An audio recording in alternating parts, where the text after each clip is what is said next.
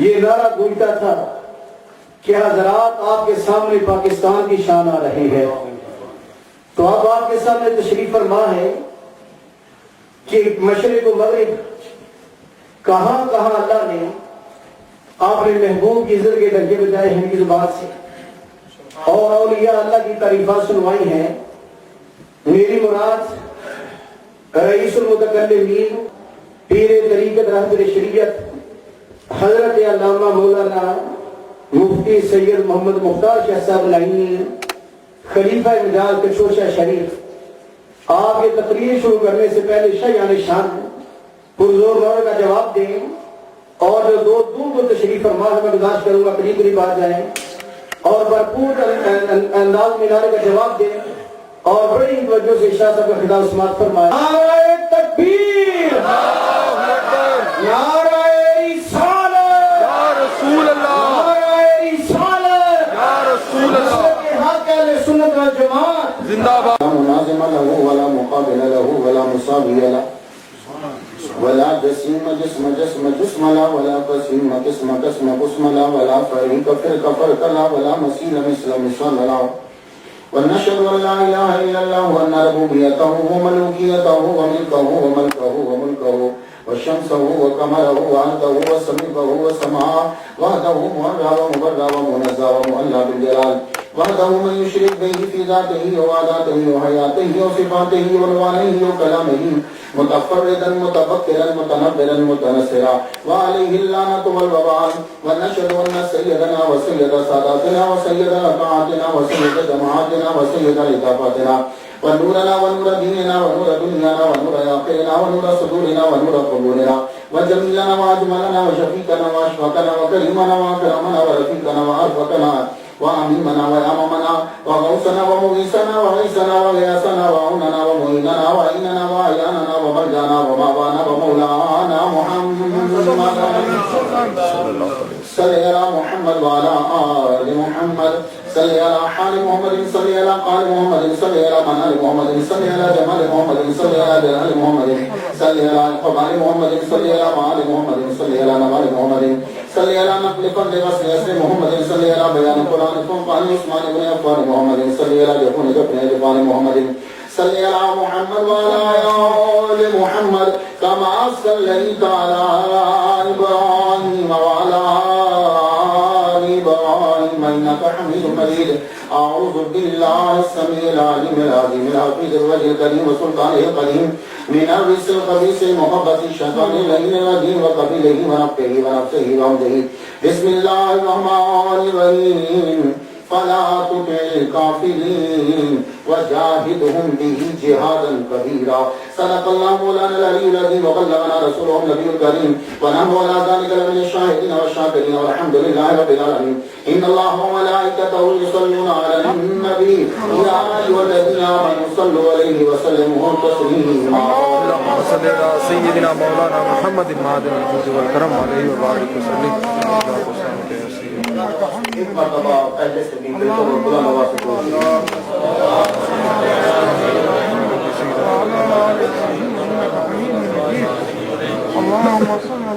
گرامی قدر واجب الاحترام بزرگوں، خصوصی طور پر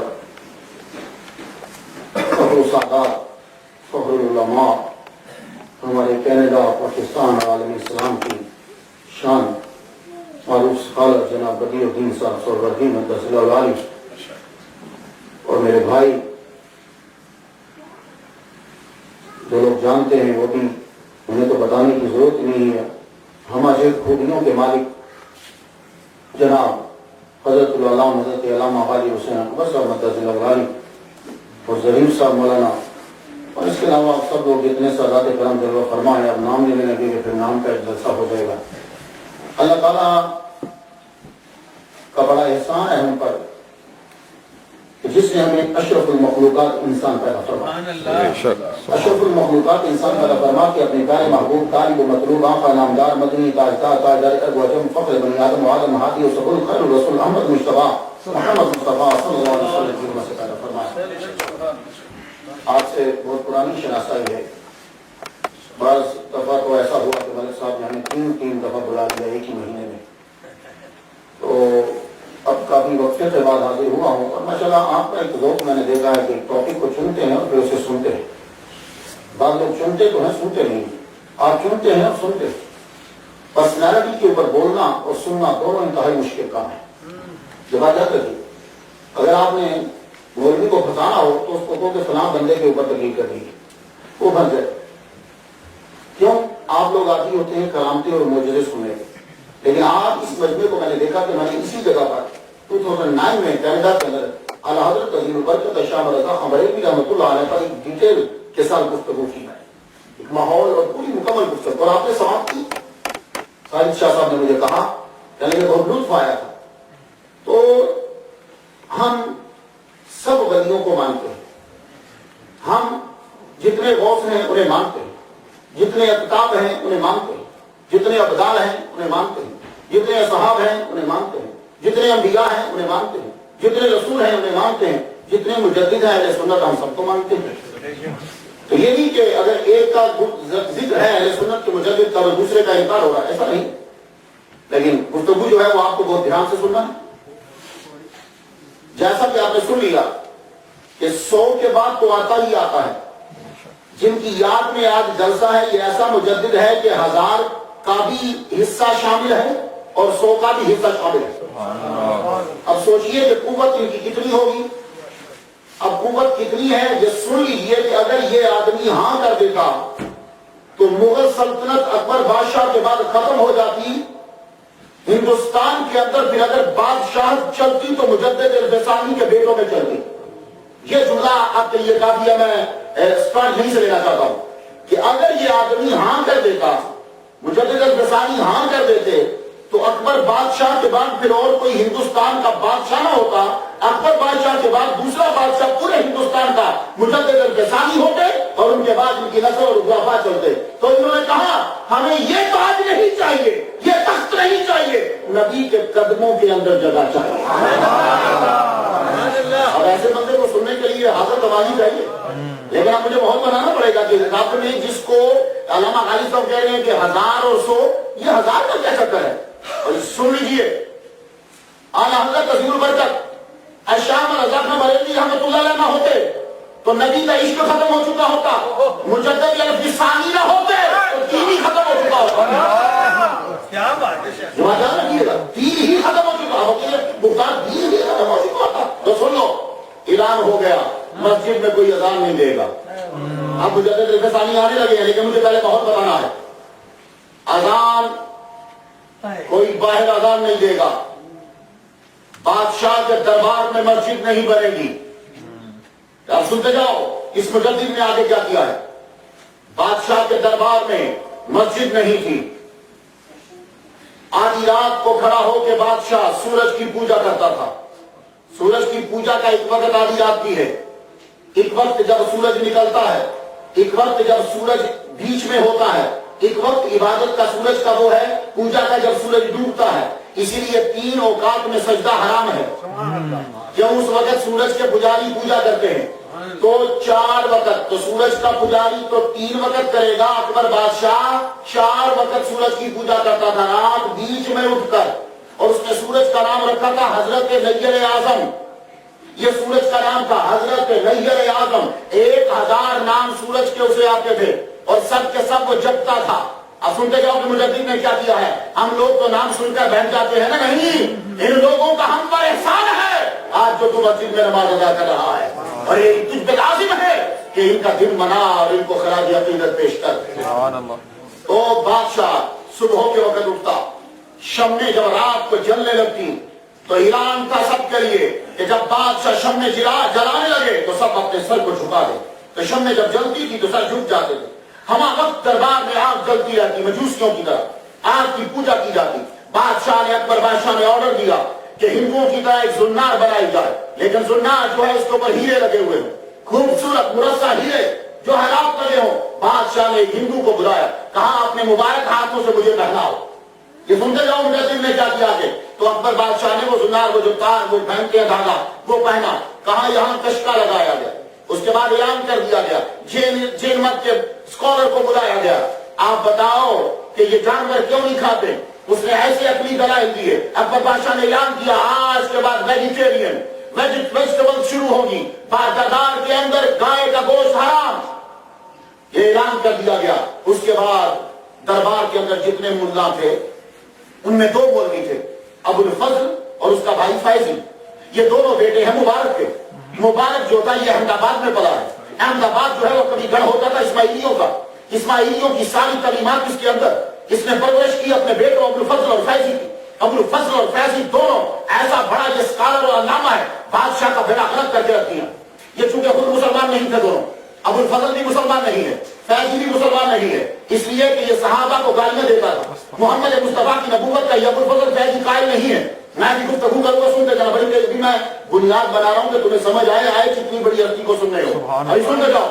اعلان کر دیا گیا دیکھو شراب اگر کوئی رفاہیت کے لیے پیتا ہے اور علاج کے لیے پیتا ہے تو شراب جائز ہے. تو رفاہیت کے لیے اور علاج کے لیے شراب اکبر بادشاہ نے جائز کرا دی. آپ پوچھو گے کہ اکبر بادشاہ جس کو گریٹ اکبر کہتے ہیں، یہ اکبر مرتد جو تھا جس کو گریٹ بول رہے ہو، یہ ایسا کیوں کہتا تھا؟ اس لیے ابو الفضل فیضی نے اور دربار کے تمام ملا نے، جن میں قاضی ابراہیم شامل ہے، جس میں حاجی عبدالسمی شامل ہے، یہ سارے کے سارے لوگ شامل ہیں، انہوں نے اعلان کیا کہ امام عادل جو ہوتا ہے وہ مطلقاً مجتہد سے افضل ہوتا ہے. یہ جب اعلان ہوا کہ وہ مجتہد سے افضل ہوتا ہے تو بادشاہ نے کہا جب میں مجتہد سے افضل ہوں تو میرا حکم جو ہے وہ قرآن کے حکم کے برابر ہے، اور اگر کبھی بادشاہ حکم قرآن کے الٹ دیے تو بادشاہ کا حکم مانا جائے گا، قرآن کو چھوڑ دیا جائے گا. سنو ان مجددوں کا ہم پر احسان. اب جب یہ ہوا تو حکم جاری ہو گیا. سنو، مامے کے گھر شادی کرنا ناجائز. سنتے ہیں نا؟ ابھی سنتے گئے نا. مجھے ابھی میں مجدد تک پہنچا نہیں، ابھی میں ماحول کے مجدد کو بھیجا کیوں؟ مامی کے گھر شادی نہیں ہو سکتی، چاچے کی بیٹی سے شادی بیٹے سے نہیں ہو سکتی، خالہ کی بیٹی اور بیٹے سے شادی نہیں. تمہارا امریکہ اور کینیڈا کیا کہتا ہے؟ یہی تو کہہ رہے ہیں نا کہ کزنز میں شادی نہ کرو. تو اکبر بادشاہ نے کیا کہا تھا؟ کزن میں شادی نہ کرو. وہ کیوں؟ یہ بہت بڑی سازش ہے کہ کزنز میں شادی نہ کرو. بیماری جب آنی ہے تو ویسے ہی آ جانی ہے. اب کون سی تم بڑے شفا یاب ہو؟ اب بڑے شفا یاب ہو. بیماری اب بھی آ رہی ہے. اگر رشتے داری سے نہیں آ رہی تو دوسری طرف سے بازاری سے آ رہی ہے. بیماری تو آ رہی ہے. یہ چھوڑ دیں، یہ مجھے نہ چکپا دو کہ بیماری آتی ہے. میں بھی کچھ نہ کچھ تو سمجھتا ہوں. بدی الدین صاحب کے پاکستان کے لیکچر بھی سن چکا ہوا ہوں. ابھی ہمیں یہ نہیں کہ یہ سازش ہے. کیوں؟ جب تم پھوپھی کے گھر شادی کرو گے، جب تم مامی کے گھر شادی کرو گے، جب تم چاچا کے گھر شادی کرو گے تو طلاق کی ریشو کم ہو جائے گی، کیونکہ رشتہ بنے گا اور صفات اور کثرتیں آئیں گی. تو یہ ڈر ہے دنیا کو کہ کہیں مسلمان اس طرح سے مضبوط نہ ہو جائیں. ان کو بولو کہ یہاں رشتے مت کرو، اس لیے کہ بیماری آتی ہے. بیماری جہاں سے آنی ہے وہ آئی جانی ہے.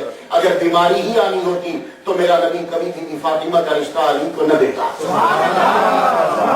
یہ ایسا کبھی نبی جو میرے نبی سے بڑھ کر حکیم کوئی نہیں ہے. ہم یتیم نہیں ہے. کیلکری میں رہنے والوں ہم یتیم نہیں ہے. علم بھی ہے، علم بھی ہے، کتابیں اپنی، ریسرچ بھی اپنی ہے. اس لیے تم اپنے آپ کو یتیم مت سمجھا کرو. تم اپنے آپ کو یہ نہ سمجھو کہ کتابیں نہیں ہیں، یہ نہ سمجھو کہ علم نہیں ہے، یہ نہ سمجھو کہ ریسرچ نہیں ہے، یہ نہ سمجھو کہ تحقیق نہیں ہے. ہر شے تمہارے پاس ہے، بلکہ نہیں، توجہ نہیں ہے. بس وہ ہم مانتے ہیں. جس دن تم نے توجہ دی ہر شے، ہر دروازے تم پہ کھل جائیں گے. تو بادشاہ نے اعلان کیا کہ کزنز میں شادی نہیں ہوگی. یہ اس کا اعلان تھا. کزنز میں شادی منع. اور اعلان کر دیا گیا کہ سنو، کلمہ جب پڑھا جائے تو کیسے پڑھا جائے؟ لا الہ الا اللہ محمد الرسول اللہ اکبر خلیفۃ اللہ. یہ کلمہ اکبر بادشاہ نے جاری کر دیا. اس سے جتنے مرید تھے 19 مشہور تھے، باقی کچے پکے تھے. ٹوٹل اس پیر کے 19 مرید تھے اور باقی کچے پکے، بڑھتے کم ہوتے رہتے تھے. تو کلمہ پڑھا جاتا تھا لا الہ الا اللہ نعوذ باللہ اکبر خلیفۃ اللہ، یہ پڑھا جاتا. اس کو خلیفۃ اللہ بنا دیا گیا. اس کے بعد اعلان کر دیا گیا سنو، صحابہ کرام پہ جب ڈسکس ہوتی تو انتہائی برے، سب سے مین ٹاپک دربار کا یہ تھا. چلو بھائی آج ابو الفضل فیضی شروع کر بکواس. یہ دونوں مرتد بکواس شروع کرتے. کہاں سے شروع کرتے؟ نبیوں کی گستاخی سے شروع کرتے. کس نبی سے کیا مسٹیک ہوئی؟ ابو الفضل عالم تو تھا، تو عالم ہونا کوئی فخر کی بات نہیں ہے. توجہ سے بات سنا، عالم ہونا فخر کی بات نہیں ہے. سب سے بڑا عالم شیطان ہے. فخر کی بات یہ ہے کہ نبی کی آگے جھکا تو ہے. عالم ہونا فخر کی بات نہیں ہے. نبی کا ادب کرنے والا یہ اس کے لیے فخر ہے کہ میں نے ادب کیا ہے. تو عالم بڑا تھا، جانتا تو تھا اب گفتگو دربار میں شروع ہوتی، فلاں نبی کی یہ مسٹیک، فلاں نبی کی یہ مسٹیک، فلاں نبی کی نعوذ باللہ یہ مسٹیک، اور یہ بڑا پسندیدہ. اور جب کسی کو دربار میں گالی دینی ہوتی تو معلوم ہے کیا لفظ یوز کرتے تھے؟ سارے ملا بیٹھے، کچھ اس میں راشی ہیں، کچھ ان ملاؤں میں شرابی ہیں. شیخ الاسلام کا اپنا بیٹا شراب کے نشے میں کود کے مر گیا، وہ دربار میں بیٹھتا تھا، شراب وہ پیتا تھا. اب سنتے یہ کر رہا تو سارے بیٹھے ہوتے. تو اگر کسی کو گالی دینی ہوتی تو وہ کیا کہتے؟ او فقیر. اس کو فقیر کہہ کے اس کا مطلب ہوتا تھا گالی. تو فقیر کا لفظ بطور گالی اکبر بادشاہ کے دربار میں استعمال کیا جاتا تھا. یہ چیزیں جب شروع ہونے لگیں تو اب اللہ تعالیٰ نے کیا کیا اور بادشاہ کی جانب سے آرڈر جاری ہو گیا. قاضی ابراہیم ایک دن آیا، حاجی ابراہیم، اس نے آ کر بادشاہ کو ایک حدیث سنائی. حدیث بیان کرنا آسان ہے، حدیث کو سمجھنا مشکل ہے. اس لیے ہم سب لوگ امام اعظم کے مقلد ہیں، امام بخاری کے مقلد نہیں ہیں. حدیث بیان کرنا آسان ہے، حدیث کو سمجھ کر بیان کرنا یہ بڑا مشکل ہے. کیا دیکھیے گا حدیث تو تم بھی سارے محدث بیٹھے ہو، انٹرنیٹ پہ ساری حدیثیں ہیں تو بیان کرو محدث ہو. لیکن امام اعظم نہیں بن سکتے، کیونکہ حدیث کو پڑھ لینا آسان ہے، بیان کر دینا آسان ہے. اس سے مسئلے کو سمجھنا یہ خدا جب عطا کرتا ہے تبھی آتا ہے. تو یہ بات یاد رکھیے. تو یہ آج کل کیوں مسئلہ کھڑا ہوا؟ ایک بندہ انٹرنیٹ پہ گیا، حدیث اس نے پڑھی، جی لا صلاۃ الا بفاتحۃ الکتاب. مولانا صاحب آپ فاتحہ کیوں نہیں پڑھنے دیتے؟ میں انٹرنیٹ سے پڑھ کر آیا، گوگل زندہ باد، تو مجھے کیوں نہیں پڑھنے دیتے؟ تو اللہ کے بندے، جس بندے نے 20 سال لگائے ہیں، جس بندے نے پوری زندگی لگا دی ہے، تو کیا سمجھتا ہے کہ اس نے اس حدیث کو نہیں پڑھا ہوگا؟ کیا اس حدیث کو نہیں سمجھتا؟ امام اعظم اس حدیث کو نہیں سمجھتے؟ نہیں. تو یہی مسئلہ ہے، حدیث کو پڑھ لینا اور ہے، اور حدیث کو سمجھنا یہ بڑا مشکل ہوتا ہے. تو حدیث اس نے آ کر بیان کی کہ حضور صلی اللہ علیہ وسلم کے سامنے ایک صحابی کا بچہ ہے. یہ اکبر بادشاہ کے دربار میں حدیث بیان ہو رہی ہے. مجھے چونکہ حضرت مجدد غسانی کی بارگاہ تک جانا، اس لیے میں ان پہ ڈسکس نہیں کر رہا. آگے کہنے لگا ابراہیم اکبر بادشاہ سے، جس کو آج کل بڑا گریٹ اکبر کہتے ہیں، کہنے لگا کہ حضور کی بارگاہ میں ایک صحابی آئے اپنے بچے کے ساتھ. تو صحابی جو ہے ان کی داڑھی نہیں تھی. تو کیا کیا گیا کہ حضور نے فرمایا کہ یہ شکل جنتیوں کی ہے. اب وہ مولوی اپنی بات کر کے، ملا مولوی نہیں کرا چاہیے، ملا اپنی بات کر کے سائڈ پہ ہو گیا. اکبر بادشاہ نے حدیث کو سمجھ لیا اور اعلان کر دیا آج کے بعد کوئی میرا مرید داڑھی نہ رکھے. تو یہ کس کی خرابی تھی؟ اکبر کی خرابی نہیں ہے. اکبر بادشاہ تو صرف 13 سال کی عمر میں بادشاہ بن گیا، 13 ایئرز اولڈ ہے اور وہ بادشاہ بن گیا. اس کو کوئی علم نہیں اس نے پڑھا، کسی وہ مکتب میں نہیں گیا. پہلے وہ کبوتر بازی کرتا رہا، اس کے بعد وہ کتے لڑاتا رہا، اس کے بعد وہ گھوڑے اڑاتا رہا، اس کے بعد وہ باز لڑاتا رہا. یہ 4 اکبر بادشاہ کے بچپن کے شوق ہیں. ان چاروں یہی اس کے پاس نالج تھا. 13 سال کی عمر میں وہ بادشاہ بن گیا ہے. اب اس کو خراب کرنے والے کون ہیں؟ یہ جو اس کے دربار میں ملا تھے، خود ان کا اپنا مذہب کوئی نہیں تھا. اور ایک بات یاد رکھنا، یہ بڑے دھیان سے میرے جملے سنیے گا، جو بھی بد مذہب ہوگا، باطل مذہب ہوگا، وہ کیا کرے گا؟ وہ اپنا مذہب ٹکا کے بیان کرے گا، لیکن تمہیں یہ کہے گا کہ لڑائی کیوں کر رہے ہو؟ اس سے فائدہ، اس سے اثر کیا ہوگا کہ آپ لوگوں کا مذہب ختم ہو جائے گا اور اس کا مذہب پھیلنے لگ جائے گا. اب مجھے بتائیے کہ اکبر بادشاہ کے دربار میں جتنے لوگوں نے بھی گفتگو کی ہے، کیا انہوں نے اکبر بادشاہ کو اپنے مذہب پر رہنے دیا؟ نہیں. کون سے مذہب کی چیزوں کو لاگو کیا جو اس کے اپنے مذاہب تھے ان کے؟ تو اس لیے ان چیزوں کو سمجھو. آج کے دور میں بھی لوگ آتے ہیں تو تمہیں یہی کہتے ہیں جناب یہ مت بولو، جناب یہ مت بولو، جناب یہ مت بولو. تو پوچھے کیا بولے؟ ارے جو ہم بولتے ہیں وہ بولو. تو وہ اپنا بولی بولے گا تو تمہارے دین کو وہ ختم کر دے گا. اس لیے اپنے ایمان کو مضبوط کیجئے. تو جب یہ چیزیں ہوئیں تو پروردگار عالم نے پھر مجدد کو بھیجا. اب ایسا مجدد آئے کہ جو اکبر بادشاہ سے ٹکر لے. اکبر بادشاہ کے ساتھ مجوسی، اکبر بادشاہ کے ساتھ ہندو، اکبر بادشاہ کے ساتھ دوسری سارے مذاہب کے لوگ، اکبر بادشاہ کے ساتھ ایران، اکبر بادشاہ کے ساتھ باقی مذاہب کے لوگ، اکبر بادشاہ کے ساتھ سارے سلطنت اس کے پاس. اب وہ آئے کہ جو عمر کا بیٹا ہو. سبحان اللہ. اب وہ آئے کہ جو عمر جیسی پاور رکھے، کہ جس کے نام سے کاپ جائیں. مجدد الفسانی جس جگہ پیدا ہوئے اسے سرہند کہتے ہیں، آج کل وہ سکھوں کے پاس ہے.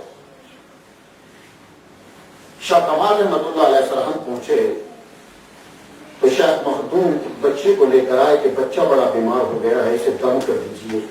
پتہ چلا تو شاہ کمال سرہنگ آئے ہیں۔ بزرگوں کے پاس دم کروانا پرانی ریت ہے، اعلی حضرت سے شروع نہیں ہوئی، بڑی پرانی ہے، یہ آج کی بات نہیں ہے، بڑی پرانی ہے۔ تو شیخ احمد سرہنگی جنہوں نے بدعتوں کو ختم کر دیا اور سنت کو ابھارا، اٹھایا ہوا ہے یوں باپ نے، تو جو ہی ولی کامل کے سامنے لے کر آئے، شاہ کمال اپنی جگہ سے کھڑے ہو گئے۔ کہا حضور بچے کے احترام کے لیے کھڑے ہو، کہنے لگے یہ بچہ نہیں ہے، یہ بڑا ہو کر آفتاب روحانیت ہے، بڑا ہو کے یہ چمکے گا اور اس کی روشنی چاہتا کے عالم میں کرے گا۔ آپ نے دم کیا اور باپ سے کہا جاؤ زندگی میں فکر چھوڑ دو، یہ بچہ بیمار ہوا ہے، پریشان مت ہو، دنیا سے جاتا نہیں، رب نے اس سے بڑے کام لینے ہیں۔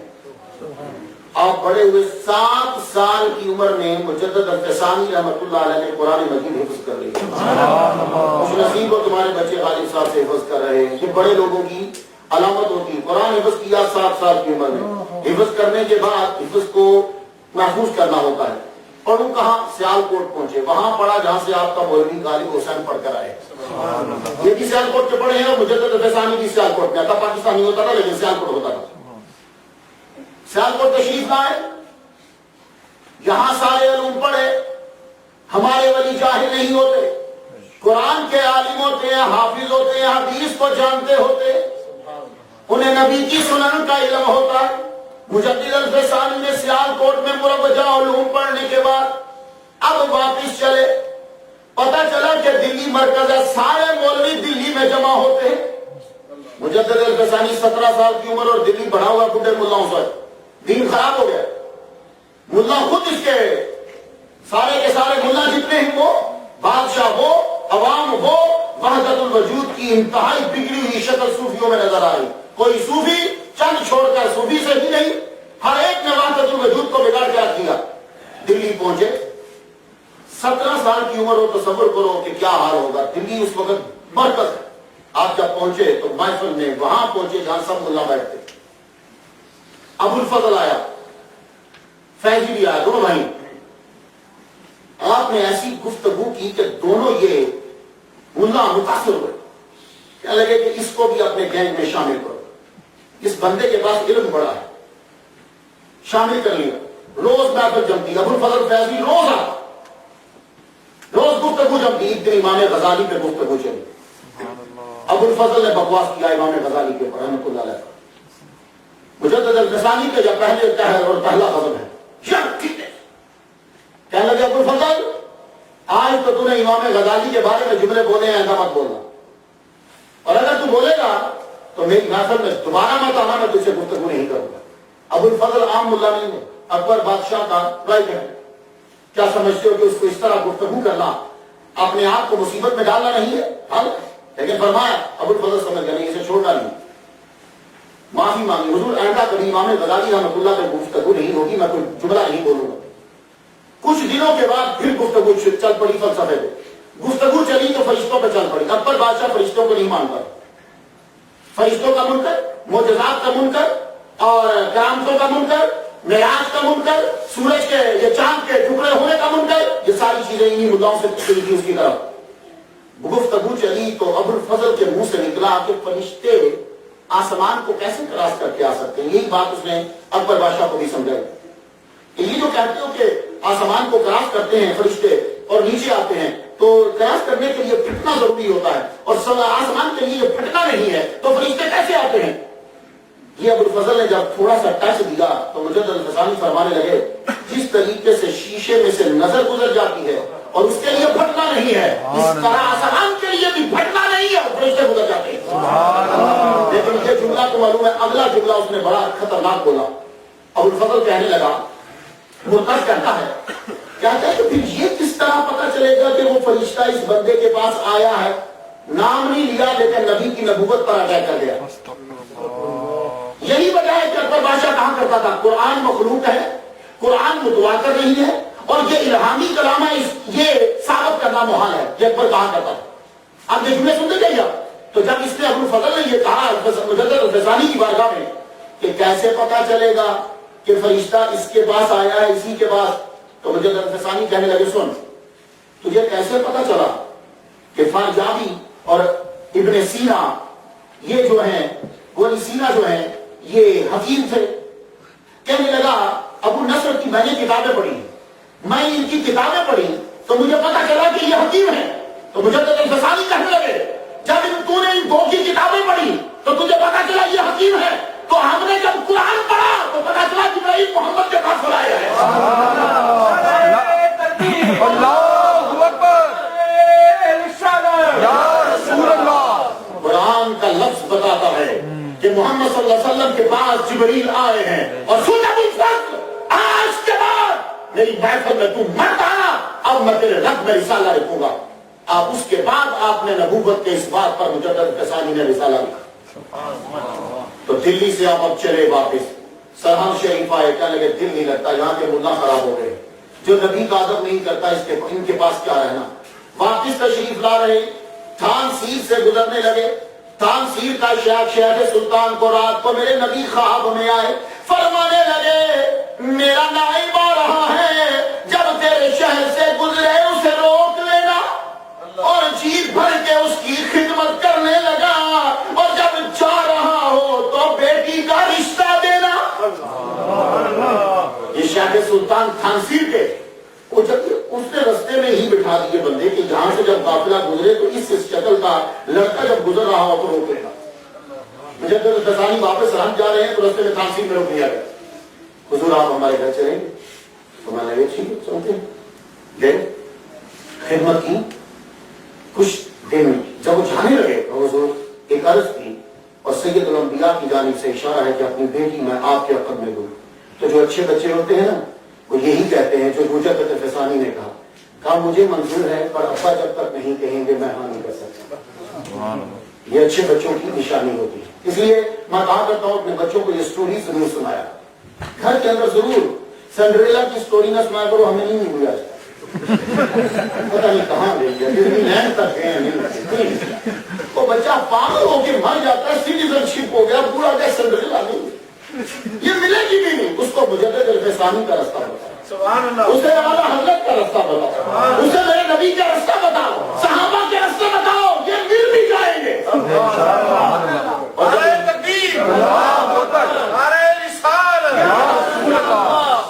ہم لوگ اپنے بچوں کو یہی یاد کرا رہے ہیں بس, اور ان کو یہ چیزیں ملی بھی نہیں. کاش کے نبی کے قدموں تک پہنچا دیتے, ہر شے انہیں مل جاتی. محمد مصطفیٰ صلی اللہ علیہ وآلہ وسلم کے حکم کے مطابق آپ کا نکاح شیخ سلطان کی بیٹی سے ہو گیا. اب شیخ سلطان نے اتنا جہیز دیا, آپ نے پرانی حویلی کو چھوڑا, نئی حویلی بنائی گئی. نئی حویلی کے اندر شیخ احمد سلامتی رہنے لگے. ایک دن پھر بخار ہو گیا, بیوی بیچاری نا امید ہو گئی, خدا کی بارگاہ میں رو رو کے عرض کرنے لگی یا اللہ انہیں بچا لے. روتے روتے آنکھ لگ گئی, آواز آئی فکر مت کرو, ہم نے اس سے ہزاروں کام لینے ہیں, ابھی تو ایک بھی نہیں لیا. وہ فکر نہ کریے بچیں گے. آپ کو اللہ تعالیٰ نے شفا دی. اٹھے تو فرمانے لگے میرا من چاہتا ہے کہ میں حج کروں. اس دور میں حج پیدل ہوتا تو لوگ حج پیدل کرنے جاتے تھے. انڈیا سے تو پیدل حج ہو سکتا ہے, پاکستان سے بھی پیدل حج ہو سکتا ہے, کسی دن کینیڈا سے نہ نکل جانا. میں ایک دن داتا صاحب بیٹھا ہوا ہوں, میں نے کچھ ایک سال تقریر کی ہے. میں ایک بندے سے پوچھا تو کہاں سے آیا, کہنے لگا بنگلہ دیش سے. میں کہا بنگلہ دیش سے یہاں, کہتا یہاں نہیں, میں حج کرنے نکل گیا تھا بنگلہ دیش سے. میں کہا بنگلہ دیش سے حج کرنے, کہا بس ایک دربار پہ گیا ہوں, انہوں نے یوں مجھے مارا اور کہا جا حج منظور. تو میں پیدل چلا, تو میں واپس کہنے لگا ایران کے بارڈر پہ پہنچا, انہوں نے پکڑ کے اندر دے دیا. میں کہا انہوں نے مارا تھا تو یہ بھی پوچھ لیتا کہ اندر کتنی مرتبہ جاؤں گا اس طرح, یہ بھی پوچھ لینا تھا. تو بھائی پیدل تب لوگ جایا کرتے تھے, بڑا لمبا لمبا راستہ ہوتا تھا. تو آپ پیدل چلنے لگے تو کہاں کہ دہلی سے ہوتے ہوئے چلتے ہیں, تو آپ کے دوست تھے وہاں رکے, دہلی میں رکے.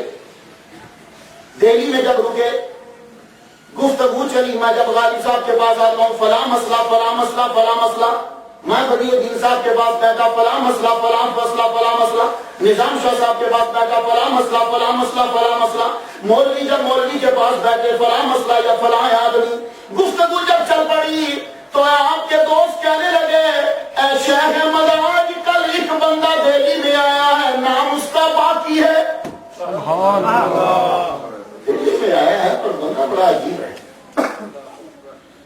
اچھا اب جب غازی صاحب کسی آدمی کی بات نام ایک دفعہ لیں گے، 2 دفعہ لیں گے، 3 دفعہ لیں گے تو اشتیاق پیدا ہوتا ہے اس آدمی کو دیکھے 1 دفعہ 2 دفعہ 3 دفعہ، تو اشتیاق پیدا ہوا کہ ان کی محفل میں جاؤں تو یہ خواجہ باقی بلا ہیں، ان کا کام صرف ایک ہی تھا جوانی میں، جتنے مجذوب ملتے تھے ان کے پیچھے بھاگتے رہتے۔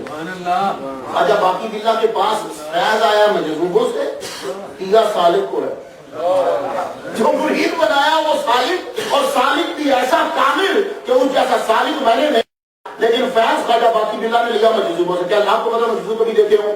کبھی وہ پانی میں چلے جاتے ہیں، کبھی آگ میں کود جائیں گے، کبھی کہیں جنگلوں میں پھریں گے، قبرستان میں ڈیرا لگا لیں گے، یہ مجذوبوں کی عادت ہوتی ہے۔ تو خواجہ باقی بلا نے فیض دیا، مجذوب جاتے جاتے پانی میں، خواجہ باقی بلا پانی میں، مجذوب دوڑتے دوڑتے آگ میں، خواجہ باقی بلا پیچھے کچھ نہیں دیکھنا، آگ کے اندر، مجذوب دوڑتا دوڑتا قبرستان میں، یہ اس کے پیچھے پوری 3 دن 4 رات کے پیچھے، مجذوبوں سے فیض لے کر خواجہ باالحق والدین نقشبند کے دربار پہ پہنچے۔ فیض لے لیا تو یوں بیٹھے ہیں خواجہ باالحق نقشبند رحمۃ اللہ علیہ کے قبر پہ روزے پہ یوں قریب بیٹھے ہیں، تو آپ کی زیارت ہوئی، فرمانے لگے باقی پہنچ، ہندوستان چل، ہندوستان کی طرف پہنچ، اس لیے کہ خدا کا نائب اتم وہاں آنے والا ہے، ہر بلی کی یہ آرزو ہے کہ وہ میرے سلسلے میں آئے، لیکن مجھے امید ہے کہ وہ ہمارے سلسلے میں ابو بکر صدیق رضی اللہ تعالیٰ عنہ کے سلسلے میں آئے گا، تو پہنچ اور اسے فیض پہنچا۔ تو بڑی حیران کن بات ہے، ہم جاتے ہیں کنویں کے پاس کہ وہ پانی دے، پیاس بجھائیں، یہاں کنواں پیاسے کے پاس جا رہا ہے۔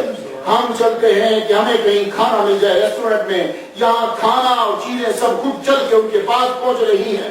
خواجہ باقی بلا وہاں سے چلتے چلتے چلتے چلتے دہلی پہنچے، دہلی میں آ کے ڈیرا لگا لیا اور روز بندوں کو دیکھتے، آپ کے دربار میں بندے آتے، چہرہ دیکھ نہیں یہ نہیں، مریدین بیٹھے، آپ بھی بیٹھے ہیں، اب یہاں گفتگو شروع ہو گئی۔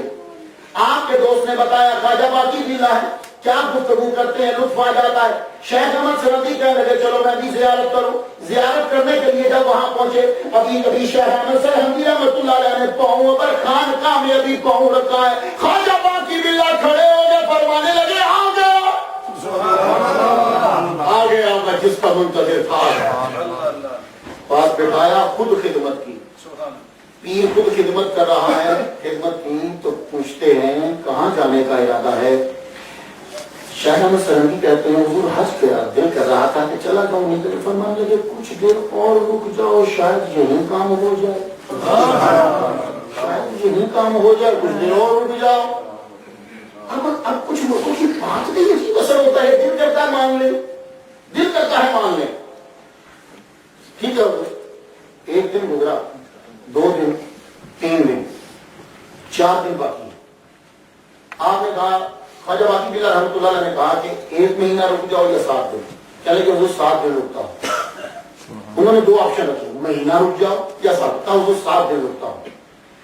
3 دن تو گزر گئے، 4تھے دن اندر لے گئے، خواجہ باقی بلا رحمۃ اللہ اندر لے گئے، بند کر دیا دروازہ بند کر کے نظر جب ڈالی تو 7 دن پورے نہیں ہوئے، قطبیت، فردیت، قیومیت، تینت، اصالت، سابقیت اور مجددیت کی سیٹ پر بیٹھا دیا۔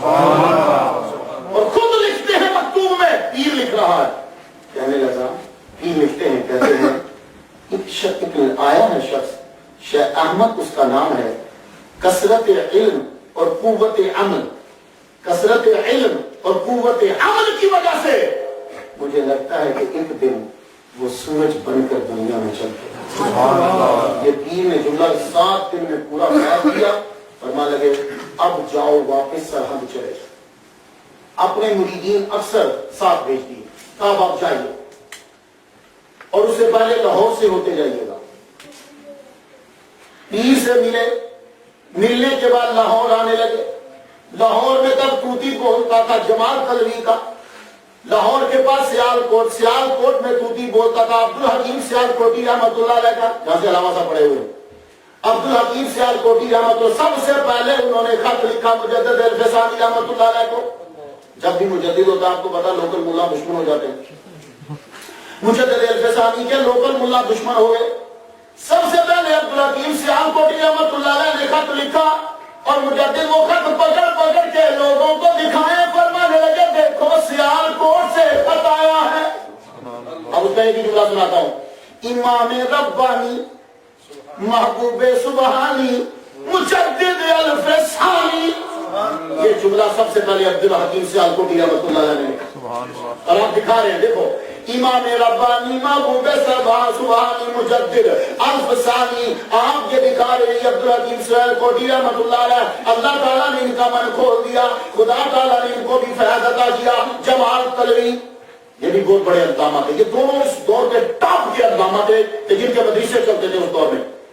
اور جمال قدری رحمۃ اللہ علیہ جو ہیں یہ تو ننگے پہنچ جایا کرتے تھے داتا صاحب کے دربار میں، ننگے پہنچ جاتے اور کچھ نہیں کھاتے تھے، مہینوں گزر جاتے۔ ایک مرتبہ کیا ہوا کہ داتا صاحب کے قریب، اب تو بڑی تبدیلی آئی، میں نے بھی تبدیلی دیکھی، آپ لوگ جائیں گے تو اب تو بالکل، میں نے تو ان کی پرانی مسجد، وہ پرانا روزہ، تقریباً یہ ساری چیزیں دیکھی ہوئی ہیں۔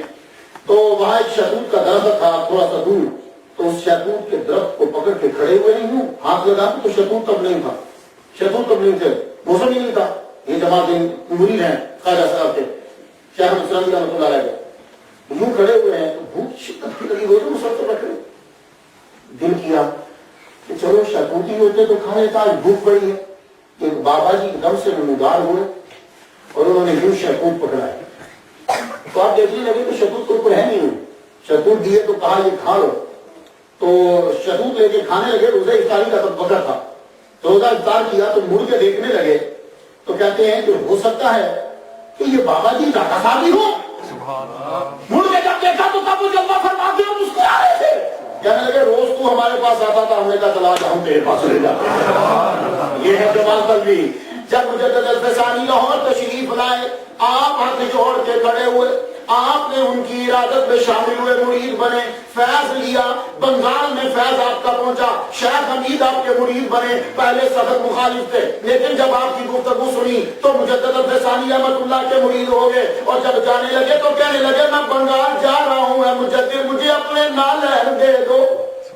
مجدد الفسانی کے دونوں نالین، آپ کے دونوں نال، یہ دونوں نالین جب لیے، لے کے شیخ حمید الدین نے سر پہ، حمید رحمت اللہ علیہ نے سر پہ رکھ لیے، اتنا بڑا مفتی و محدث و مفکر و علامہ، بنگال میں جس کا توتی بولتا ہے، لوگ جس کے مرید مدرسے میں پڑھنے آتے ہیں، مجدد الفسانی کے نالین اپنے سر پہ رکھ کے بنگال کی جانب چل پڑے، بنگال پہنچے، اور آج بھی اگر کوئی بنگلہ دیش کا آدمی ہے، کئی عرصہ تک آپ نے وہ نالین لے جا کر ایک چبوترے کے پاس آپ نے دروازے کے قریب وہ نالین گھن لٹکا دیے، جو آدمی بھی بنگلہ دیشی آتا آپ کا مرید کہ مجھے بیماری ہے، کہتے ادھر آؤ، پانی کا پیالہ دیتے، مجدد الفسانی رحمۃ اللہ کے پاؤں کی جو نوک تھی، اس کی نالین کی نوک، نال کی جوتا مبارک کی، وہ اس میں تھوڑی سی ملاتے جاتے، جا پی جتنی بھی بیماری ہوگی آپ دور فرما دے گا۔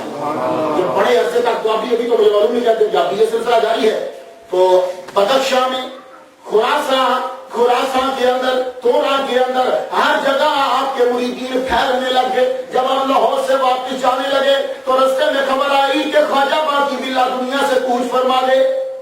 خواجہ باقی باللہ وصیت فرما گئے، کہنے لگے سنو میرے مریدوں، تم سب کے سب مجدد کے سامنے کھڑے ہو جانا ہاتھ باندھ کر، اور یہ یاد رکھو کہ انہی سے آگے فیض چلے گا، اور یہ میری وصیت ہے کہ تم سب نے انہی کی ارادت۔ لیکن آپ کو پتا ہے کہ رشک یا حسد جو بھی پہلی چیز ہے تو ہوتا ہی ہے، کچھ مریدوں نے انکار کر دیا خواجہ باقی باللہ کے جانے کے بعد کہ ہم اس کی ارادت میں نہیں آئیں گے، مجدد کو ہم تسلیم نہیں کرتے۔ ان میں شیخ تاج بھی شامل تھے، بہت بڑے علامہ تھے، وہ بھی نہ مانے۔ آپ جب گئے تو کچھ مرید تو آپ کے سامنے آ گئے اور کچھ مریدوں نے آنے سے انکار کر دیا۔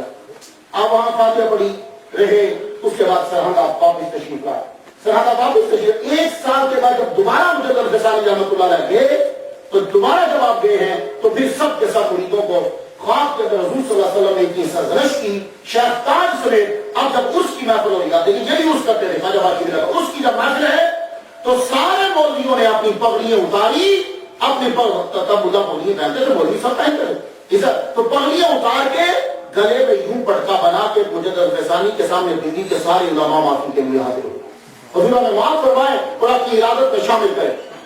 اکبر بادشاہ کہ دربار کے اندر بدتمیزیاں چل رہی تھی، آپ کے مریدین جب تعداد بڑھی تو اس کے اندر صدر جہاں، مرتضیٰ خان، خان اعظم، یہ سب سے بڑے لوگ تھے گورنمنٹ کے، جو ٹاپ کے تھے. خان اعظم اور اکبر بادشاہ نے ایک ماہ کا دودھ کیا تھا. تو خان اعظم کی بات جو ہے وہ ٹالتا نہیں، اس لیے خان اعظم اکبر بادشاہ کو ڈانٹ نہیں دیتا، حقیقت مذاق بھی کر دیتا. اکبر بادشاہ نے جب یہ ساری اصطلاحات نافذ کر دی، اصطلاحات نافذ کی، تو خان اعظم نے سب سے پہلے روکا. اور مجدد الحسانی رحمۃ اللہ علیہ نے خط لکھا، فرمانے لگے اکبر بادشاہ کو روکو ان چیزوں سے، اسے باز کرو، اسے کہو کہ یہ اصطلاحات ختم کرو اور یہ بدعات ساری ختم کرو. محمد مصطفیٰ صلی اللہ علیہ وسلم کی سنن پر عمل ہونا چاہیے، میرے نبی نے جو فرمایا اس پہ عمل ہو. اکبر بادشاہ ڈر گیا. وجہ یہ ہے کہ جب یہ مجدد الحسانی جس دن پیدا ہوئے تھے، اس دن اس نے خواب دیکھا تھا کہ شمال کی طرف، دلی سے شمال کی طرف سے ہوا چلی ہے. اس ہوا نے تخت سمیت بادشاہ کو، اکبر بادشاہ کو اڑا کے پھینک دیا. 7 دن تک اکبر بادشاہ کی زبان نہیں ہلی، زبان سے کچھ لفظ، اتنی حیبت کہ زبان سے کچھ بولا ہی نہیں جاتا. اب جب آپ کا یہ لیٹر پہنچا تو کچھ کام گیا، کیا لگا ٹھیک ہے اعلان کروا دو کہ جو چاہے وہ عمل کرے، جو چاہے وہ عمل نہ کرے. اس کے لیے ہم ایک دن دربار لگاتے ہیں. اب اکبر بادشاہ ایک دربار لگا لیا. آپ سنیے ذرا مجدد نے کیا کمال کیا. یہ آپ کا پہلا امتحان شروع ہوا، تبلیغ شروع. اکبر بادشاہ نے اعلان کر دیا میرے محل کے اندر 2 دربار لگیں گے، ایک دربار اکبری، ایک دربار محمدی.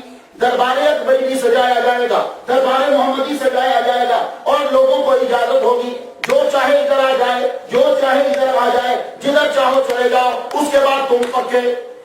مجدد الحسانی رحمۃ اللہ کو بتایا گیا کہ حضور اکبر بادشاہ نے اعلان کیا کہ 2 دربار لگیں گے. آپ نے فرمایا اس کو کہہ دو یہ بدتمیزی مت کرو، تم تباہ ہو جاؤ گے.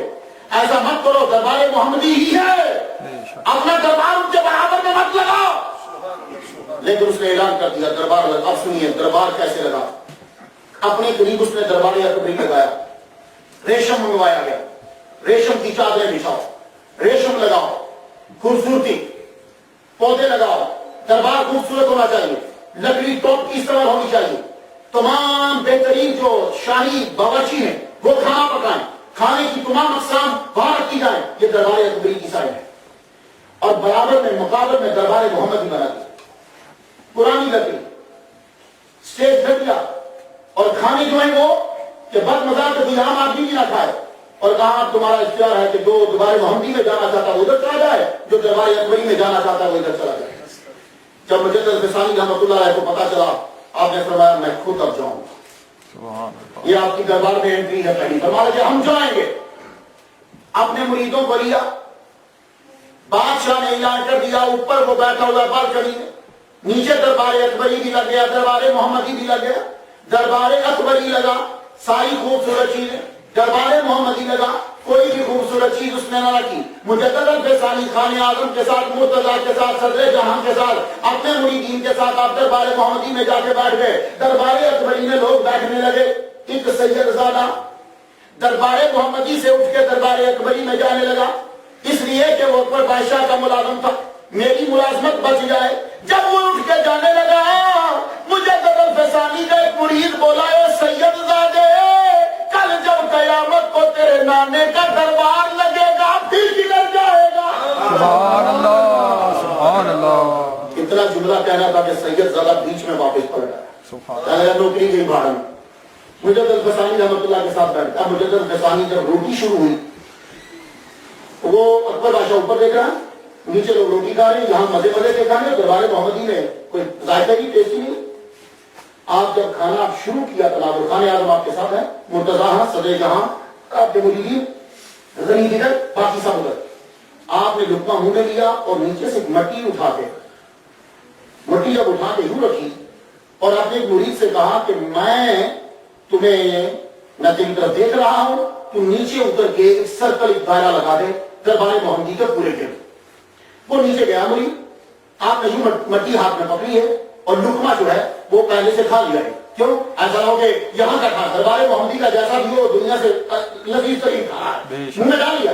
اس نے جا کے دائرہ کھینچا، وما رمیت اذ رمیت ولکن اللہ رمی. مجدد الحسانی نے یوں مٹی لے کے دربار اکبری کی طرف پھینکی. مٹی کا پھینکنا تھا کہ اتنی تیز اور گرم، صرف ہوا ہی نہیں، گرم ہوا چلی، ہوا میں خیمے اکھیڑے. خیمے اکھیڑے، میخیں جتنی تھی وہ اکھڑی، وہ جو قلعہ ہوتا ہے وہ میخیں اکھڑی، اکھڑ کے میخ وہ اوپر، کئی بندے مر گئے، اور ہوا اتنی تیز چلی کہ بادشاہ بالکنی سے اکبر بادشاہ دیکھ رہا تھا. وہ دروازے کا استعمال اتنی تیزی سے ایسے ایسے کبھی دیکھا آپ نے کہ جب ہوا چلتی ہے تو یوں لگتا ہے. وہ 7 مرتبہ اکبر بادشاہ کے سر میں لگا. 7 دن اکبر بادشاہ جیا، 7ویں دن مر گیا. سبحان اللہ. اس کرامت سے مجدد غسانی پوری انڈیا میں، ہندوستان میں، پاکستان میں، ایران تک آپ کی شہرت پھیل گئی. سب لوگ آپ کے مرید ہو گئے. آپ وہاں سے واپس پلٹے. جہانگیر اس کے بعد جو ہے وہ تخت نشین ہوا، لیکن بدعات پھر بھی جاری. جو چیزیں وہ کرتا تھا جہانگیر بھی وہی بدعتیں کر رہا ہے. آپ مسلسل خط لکھ رہے، ان چیزوں سے بعد آ جاؤ. آپ کے مریدین بڑھنے لگے. آپ نے فرمایا جتنے بھی صوفیاء ہو وحدت الوجود اب چھوڑ دو. اللہ تعالیٰ نے مجھے وحدت الشہود عطا فرما دیا ہے. تم نے وحدت الوجود کا غلط نظریہ عام کیا ہے.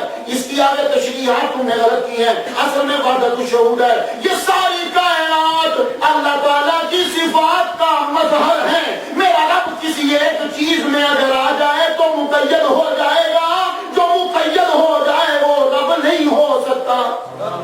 اس لیے وحدت الوجود اب چھوڑو. تمہیں سمجھ نہیں آئے گی. میں عزت کرتا ہوں، تعظیم کرتا ہوں محی الدین ابن عربی رحمۃ اللہ علیہ کی، لیکن تم ان کے فلسفے کو سمجھ نہیں سکے. اور سنو، وحدت الوجود وجود ولایت صغرا ہے، اور وحدت الشہود یہ ولایت کبریٰ ہے. میں اپنے مریدوں کو، سارے ہندوستان کو ولایت صغرا سے اٹھا کر ولایت کبریٰ پر کر رہا ہوں. یہ اس کے اوپر ایم اے میں پورا ایک لیکچر ہوتا ہے، لیکن میں جانا نہیں چاہتا، بڑا مشکل ہے، مجھے بات آگے بڑھانا ہے. آپ نے جہانگیر کا دور شروع ہوا تو جہانگیر نے بھی وہی بدعت شروع کر دی. جہانگیر کا وزیر بنا آصف جاہ.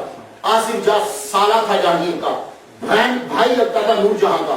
اب ظاہر ہے کہ جب یہ سالہ صاحب جو کہیں گے وہی بات چلے گی. تو یہ کیا کرتا تھا، کچھ نہ کچھ ڈھونڈتا رہتا تھا. ایران سے نور اللہ شوستری کو منگایا گیا. نور اللہ شوستری کو لاہور کا قاضی بنایا گیا. لاہور کا قاضی بنا، اس نے مجالس المومنین لکھی ہے. یہ ساری بدتمیزی ہمارے اسلام میں ارتکاب کے ہو رہی ہیں. اس نے کہا جا کے جہانگیر کو، یہ جو صحابہ ہیں نا ان پر گالیاں دینا جو ہے وہ اعلان کر دیجیے کہ ہندوستان میں ہر جگہ پہ ان پہ گالیاں دی جائیں. استغفر اللہ. یہ اعلان پاس کروانا ہے. اس کے علاوہ سارے چیزیں جو ہیں وہ اکٹھی کرنی، سب نے اس کے کان پر دی. اب اسے معلوم تھا کہ یہ لا پاس کرانے سے پہلے مجدد الفسانی کو قتل کروانا، شہید کروانا یا کہیں ٹھکانے لگانا ضروری ہے. روزانہ ان کے کام بھرتا رہتا جہانگیر کے. یہ جو مجدد الفسانی ہے، یہ شاہ احمد، یہ اپنی تعداد کو اکٹھا کر کے آپ سے سلطنت چھیننا چاہتا ہے. اس لیے آپ فوراً سے کچھ کیجئے. 1 دن 2 دن 3 دن 4 دن. اب بادشاہ کتنی مرتبہ ایک بات کو سنے گا. ایک دن اس نے کہا اچھا چلو تم یوں کرو کہ بلاؤ ان کو دربار میں، دیکھتے ہیں کہ یہ کون ہے. شاہ احمد سرہندی رحمۃ اللہ علیہ کو وہاں سے الہام ہو گیا. حکم آیا کہ دیکھو دین اس وقت تک نہیں بچے گا جب تک کہ تم اپنی ذات پر، اپنے جسم پر مشکل برداشت نہیں کرو گے. تمہیں مشکل برداشت کرنا ہے اپنی ذات کے اوپر، تب یہ دین جو ہے وہ پھیلے گا، اس کی حفاظت ہوگی. آپ نے اپنے سارے مریدوں کو شاہ احمد سرہندی رحمۃ اللہ علیہ اکٹھا کیا. کہنے لگے سنو مجھے آرڈر آ گیا ہے، اب لگتا ہے 1 سال یا 2 سال مجھے تکلیف اپنے جسم پر برداشت کرنا ہے، اور تم لوگوں نے صبر کا دامن نہیں چھوڑنا، اور یہ تکلیف اللہ تعالیٰ کی طرف سے ہے اور مجھے برداشت کرنی ہے. اتنے میں یہ بھی بات آپ مریدوں کو بتا رہے ہیں کہ جہانگیر کی طرف سے آرڈر آ گیا کہ دربار میں بادشاہ نے آپ کو بلایا. مجدد الفسانی رحمۃ اللہ کی 1600 خلافات، 1600 1006 بعد میں کہا 1600. یہ تو صرف خلافات ہے، وہی نہیں بتا رہا میں آپ کو. 1006 آپ کے خلافات ہیں. آپ نے سارے چھوڑے، اپنے دونوں بیٹوں کو چھوڑا، صرف 5 مرید لے کر جہانگیر کے دربار میں پہنچے. جہانگیر کے دربار میں جب آپ پہنچتے ہیں تو وہاں یہ ضروری تھا کہ جو ہی دربار میں داخل ہو وہ فوراً سے پہلے سجدہ کرے. حضرت مجدد الفسانی رحمۃ اللہ داخل ہوئے تو آپ نے نہ تو سلام کیا نہ ہی سر کو جھکایا، بلکہ سر نارمل یوں ہوتا ہے. مجدد الفسانی یوں کر کے داخل ہوئے، یوں اوپر دیکھ رہے اور سلام نہیں کیا. سامنے شامل ہوتے جہانگیر بادشاہ کہتا ہے آپ نے ہمیں سلام نہیں کیا. آپ نے فرمایا مجھے پتا تھا کہ تم تکبر کی وجہ سے جواب نہیں دے گا، اس لیے نہیں کیا. اور سر نہیں جھکایا، فرمایا کہ ہمارا سر صرف رب کے آگے جھکتا ہے. سبحان اللہ. آصف جہاں نور جہاں کا بھائی قریب کھڑا تھا، صاحب بادشاہ کہا دیکھا میں آپ کو کہتا تھا یہ آپ کا ادب نہیں کرتا، اب آپ کی پورے دربار میں بے عزتی ہوگی، سر جھکوائیے. تو جہانگیر بولا تو سر تھوڑا سا یوں کر دیجیے. فرمانے لگے بھلے سے یوں کرنے سے کچھ نہیں ہوتا، پر تیرے دربار میں نہیں کروں گا. میں تیرے دربار میں کیوں تبدیلی کروں گا؟ آپ حیران ہو جائیں گے کہ تاریخ لکھتی ہے اور یہ ہندو نے اس بات کو نقل کیا ہے. کہتا میں دربار میں بیٹھتا ہوں اور یہ ہندو جو ہے یہ قلعہ گوالیار جانے سے پہلے جس خانے میں تھے وہاں کا یہ رکھوالا تھا اس کی حفاظت دربار میں بیٹھا ہے. 10 آدمی آصف جاں کے کہنے پر جہانگیر نے بھیجے کہ پکڑ کر دبا کے اس کا سر جو ہے وہ نیچے کر دو. یہ بادشاہ کے دربار میں سر نیچے نہیں کرتا. آپ کی گردن پتلی تھی, موٹی گردن نہیں تھی. مجھے حسانی رحمۃ اللہ علیہ سبحان اللہ, کیا آپ کا داڑھی مبارک, یہ تو ہو نہیں سکتا کہ سنت کے داڑھی کو. مجدد جو ہے وہ حکومت کو لتاڑتا ہے اور سنت کو سنوارتا ہے. یہ مجدد کی علامت ہے, وہ حکومت کو لتاڑے گا, مذہب کو نکھارے گا. امامہ شریفہ پہنتے تھے یوں, یہ بیچ میں لٹکاتے تھے, یہ بھی دیکھا نا, یوں دونوں بیچ میں لٹکانا. شلوار آپ اوپر رکھتے تھے, سنت بڑا کھلا کرتا شریف جو ہے وہ آپ پہنتے تھے. اور میں نے ایک جگہ پڑھا ہے کہ آپ مسواک موبائل یہاں لٹکا کے رکھتے تھے, مسواک یہاں لٹکا کے رکھتے تھے, اور سنت کے پابند کوئی سنت آپ نہیں چھوڑتے تھے. اللہ اکبر جل شانہ. ولی ہوتا ہی وہ ہے جو سنت کا پابند ہوتا ہے. ولی پانی یہ علامہ غالب صاحب بلا کہتے ہیں, ولی صاحب ہمارے جو صوفیاء کرام ہوتے ہیں وہ عالم ہوتے ہیں, قرآن اور حدیث کے وہ پابند ہوتے ہیں. وہ ایسا نہیں ہوتا کہ وہ قرآن اور حدیث کو الٹ کریں گے, چرس پی کے آپ کو تبلیغ کر رہے ہیں, ایسا نہیں ہوتا. ہمارے وہ ولی ہے ہی نہیں ہے. حضرت شبلی رحمۃ اللہ علیہ, نام بہت لوگوں نے سنا ہے.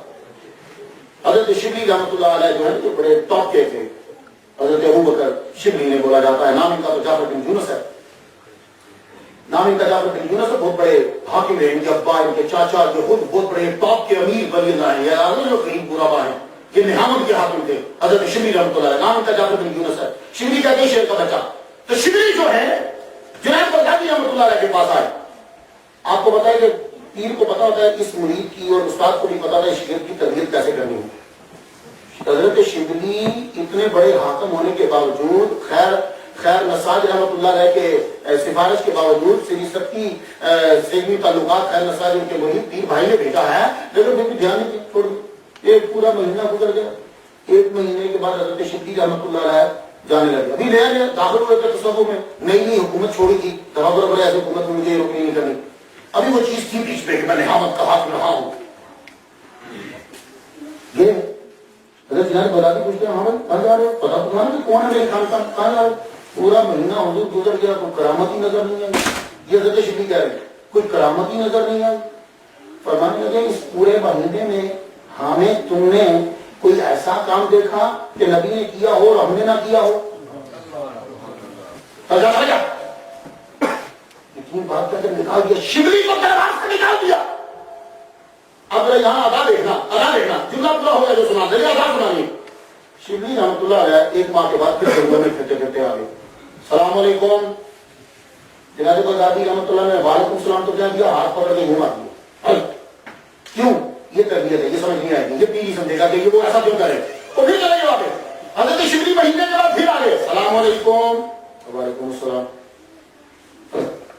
ہاتھ رکھ دیا. 3رے مہینے پھر آ گئے شبلی رحمۃ اللہ علیہ. اب جملہ سننا, یہ ادائیں ہیں, یہ اب اقرار نہ کرے, یہ ادائیں ہیں. جب وہ ہاتھ جھٹکنے لگے گا, کہتے ہیں جنید بغدادی سے, آپ تو کہتے ہو کہ میں سنت کے خلاف کام کو نہیں کرتا, یہ ہاتھ جھٹکنا کون سی سنت ہے؟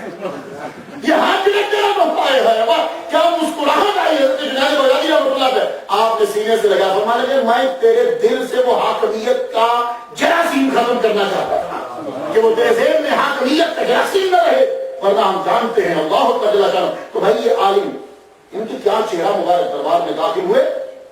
10 بندوں نے پکڑ کر آپ کے سر کو دبایا, گردن کی پتلی سی, ناک میں سے خون نکل آیا پر گردن نہ جھکا پایا. وہ ہندو بیٹھا ہوا اتنا متاثر ہوا آپ کے جذبے سے اور حقانیت سے, جہانگیر نے کہا فوراً پکڑ کے ان کو لے جاؤ. ہندو کھڑا ہوا, جی میں لے جاؤں ان کو اپنے قلعے کے اندر قید کر دوں, وہاں سخت نظر رکھوں گا. جہانگیر نے کہا تم لے جاؤ. لے کر گئے تو پیچھے سے شورش بچا ہوگی. محمد خان, خان اعظم, صدر جہاں, مشتبہ, سب کے سب بغاوت ہو گئی. اللہ اکبر جل شانہ. جہانگیر نے آرڈر دیا کہ ان کو یہاں سے پکڑ کے قلعہ گوالیار کے اندر بند کر دیا جائے. یہ 25 مائل 24 مائل دور ہے, پہاڑی کے اوپر سب سے خطرناک قلعے میں جا کے بند کر دیا گیا. آپ نے قلعے میں پہنچ کے حضرت یوسف علیہ السلام کی سنت ادا کرتے ہوئے قلعے میں بھی تبلیغ کرنا شروع کر دی. کہ اس جیل کے اندر بھی کئی لوگوں کو مرید بنایا، جو دشمن تھے وہ بھی آپ کے ماننے والے آپ کے مرید بن گئے، اور ادھر سے خان اعظم محمد خان انہوں نے بغاوت کر دی۔ بغاوت جب کی تو جہلم آپ نے سنا ہوگا، لاہور کے حضرت صاحب کو معلوم ہے، جہلم کے دریا کے اوپر لڑائی جہانگیر اور محمد خان، لڑائی شروع ہوگی۔ اب وہ جنرل ہے کمانڈر ان چیف ہے فوج کو جانتا، اس نے ایسا پینترا بدلا، جہانگیر بھی پکڑا گیا، نور جہاں بھی پکڑی گئی، آصف جہاں بھی پکڑا گیا، تینوں کے تینوں پکڑے گئے، تینوں گرفتار ہو گئے، گرفتار ہو گئے تو بند کر دیا، اندر بند کیا تو لیٹر لکھا قلعہ گوالیار کے اندر، قلعہ گوالیار میں حضرت کو پیر و مرشد، بادشاہ بھی قید، ملکہ بھی قید، وزیر خبیث بھی قید، سب قید، آپ تشریف لائیے اور تخت پر بیٹھیے۔ اب بتاؤ ہم ہوتے یا آپ کا کیا ہوتا؟ تو ہندوستان کا تخت اکبر بادشاہ کے بعد خالی ہے، اور آپ کے سارے فوجی، سارے جنرل آپ کے مرید، فوج آپ کے ساتھ، ایران تک آپ کے ماننے والے۔ اب اگر کوئی مدعا ہوتا تو فوراً تخت پہ بیٹھ جاتا، تاریخ چینج ہو جاتی۔ آپ نے قلعے کے اندر سے، جیل میں سے خط لکھا، محمد خان تجھے تیر آدم دیتا ہے، بادشاہ کو تخت پہ بیٹھا اور اسی طرح ہاتھ باندھ کے کھڑا ہو جیسے پہلے کھڑا ہوتا تھا، پر سجدہ مت کرنا۔ یہ ہے مجدد۔ اسی وقت چھوڑا، جہانگیر کو چھوڑا، نور جہاں کو چھوڑا، تخت پہ بٹھایا، آگے یوں کھڑے ہوئے جیسے کھڑے ہوتے تھے، کہا میں سجدہ تمہیں نہیں کرتا، لیکن ایک بات تجھے دکھا دوں جہانگیر، جس کی تو مخالفت کرتا تھا اسی پیر کی عادت کی وجہ سے میں نے تیرا سر قلم نہیں کیا، تجھے میں نے دوبارہ تخت پہ بٹھایا۔ اب جہانگیر کی آنکھ کھلی، ہوش آیا، کہنے لگا حضور کو بلاؤ، قلعہ سے نکالو، وہ واپس آئے تو میں ان کی زیارت کرنا چاہتا ہوں، میرے میں خدمت کرنا چاہتا ہوں۔ آپ کو آرڈر پہنچا کے بادشاہ نے آرڈر دے دیا، قلعے سے نکلو، فرمانے لگے میں نہیں نکلوں گا جب تک شرطیں پوری نہ ہوں گی۔ یہی حضرت یوسف علیہ السلام نے کہا تھا جب بادشاہ نے کہا آپ آئیے دربار میں آ جائیے۔ ذرا دیکھو نا کیسا مجدد ہے، ہر نبی کا اثر پڑ رہا ہے۔ تب بھی بادشاہ ویٹ کر رہا ہے، آج بھی بادشاہ ویٹ کر رہا ہے۔ تب بھی بادشاہ نے بندے بھیجے اور یوسف علیہ السلام نہیں آئے تھے، آج بادشاہ نے بندے بھیجے، مجدد غزالی نہیں آئے۔ کہنے کی شرطیں، کہا کیا؟ شرطیں یہ ہیں، بادشاہ گائے کو اپنے ہاتھ سے ذبح کرے گا، ایک۔ دوسری بات، دربار کے اندر دروازے کے اوپر ایک مسجد بنائی جائے گی، باقی باتیں اور سجدہ کوئی بھی دربار میں نہیں کرے گا، اور جتنی مسجدیں گرائی گئی اور مندر بنائے گئے، میں یہ نہیں کہتا کہ مندر گراؤ، لیکن جتنی مسجدیں گرا کے مندر بنائے گئے وہاں دوبارہ مسجدیں جو ہیں وہ بنائی جائیں، اور شریعت کا آدر کر دیا جائے، اور یہ جتنے حرام کام تم نے شروع کیے ہیں یہ سب کے سب روکے جائیں۔ اس نے کہا حضور میں سائن کرتا ہوں، میں مانتا ہوں جو آپ فرمائیں گے وہی ہوگا، ایک دفعہ آپ میرے پاس تشریف لائیے۔ حضور وہاں سے قوالیار کے قلعے سے چلے کشمیر پہنچے۔ اب آ جائیے ظریف صاحب کے علاقے میں، کشمیر پہنچے، شیخ احمد سندھی رحمۃ اللہ کشمیر پہنچے، جہانگیر نے ادب کیا، کھڑا ہو کے رستے میں استقبال کے لیے پہنچا، مجدد الفسانی جہانگیر کے دروازے میں پہنچے۔ جہانگیر جو ہے ایک دن، دو دن، تین دن، بڑا عرصہ جہانگیر کے دربار میں رہے۔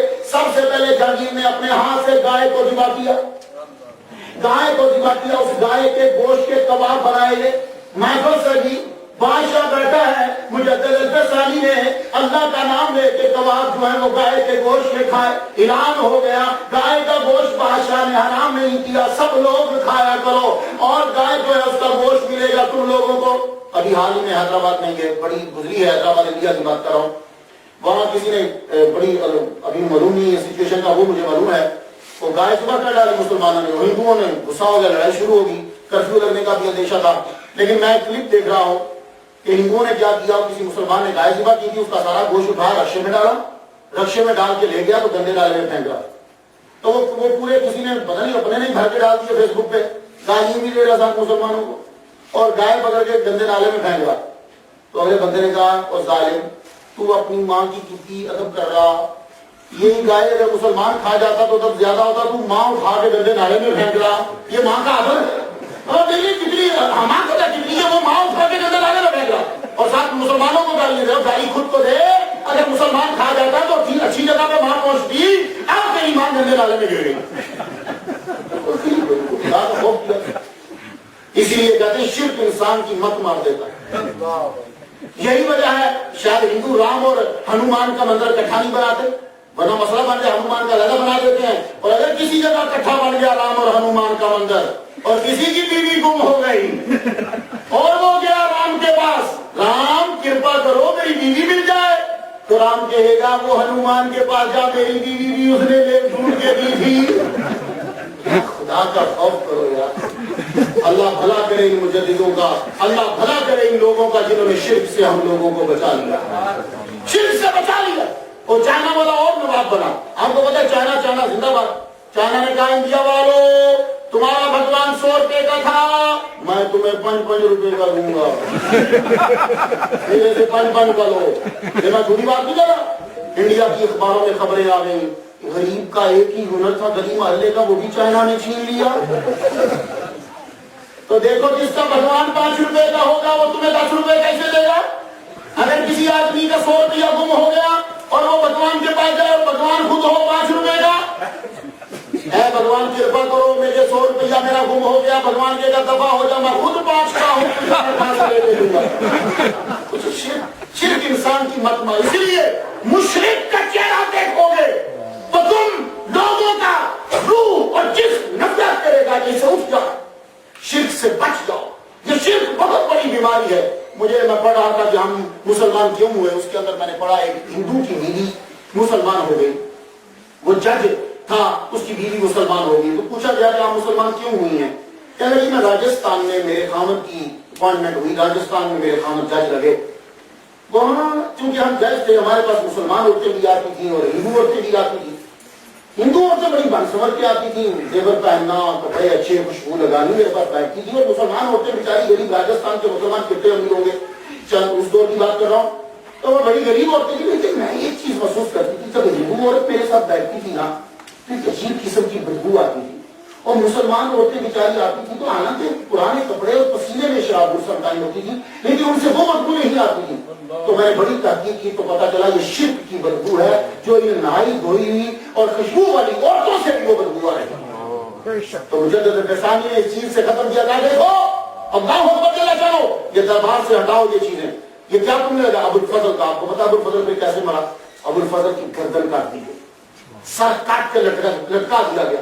تو جو دین پڑھتے ہیں دنیا کی خاطر ذلیل و رسوا ہو جاتے ہیں. ابو الفضل کہ جس نے قرآن کی تفسیر بے نقطہ ہی لکھی ہے, اسے کوئی نقطہ نہیں اس کے لفظوں, جو بھی وہ لفظ لکھتا ہے ایسا حرف نہیں لکھتا کہ جس کے اندر نقطہ ہو. اور پتہ ہے آپ کو یہ مدد کس سے لیتا تھا, مجدد فسانی رحمۃ اللہ علیہ سے. پتہ ہے مدد کس سے لیتا تھا, لاہور کے علماء سے مدد لیتا تھا کہ اب اس جملے کو میں نے بیان کرنا ہے ان لفظوں میں کہ جس میں نقطہ نہ آئے. تو جمال طلبی رحمۃ اللہ علیہ حضور کے مریدین اس کی ہیلپ کرتے, یہ مجدد الفسانی جاتے یہ.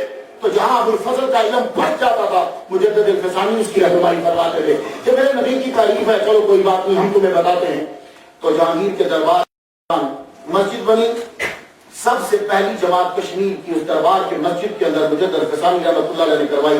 بادشاہ ایک دن جہانگیر بادشاہ بیمار ہو گیا, کہنے لگا حضور میرے لیے دعا کیجیے.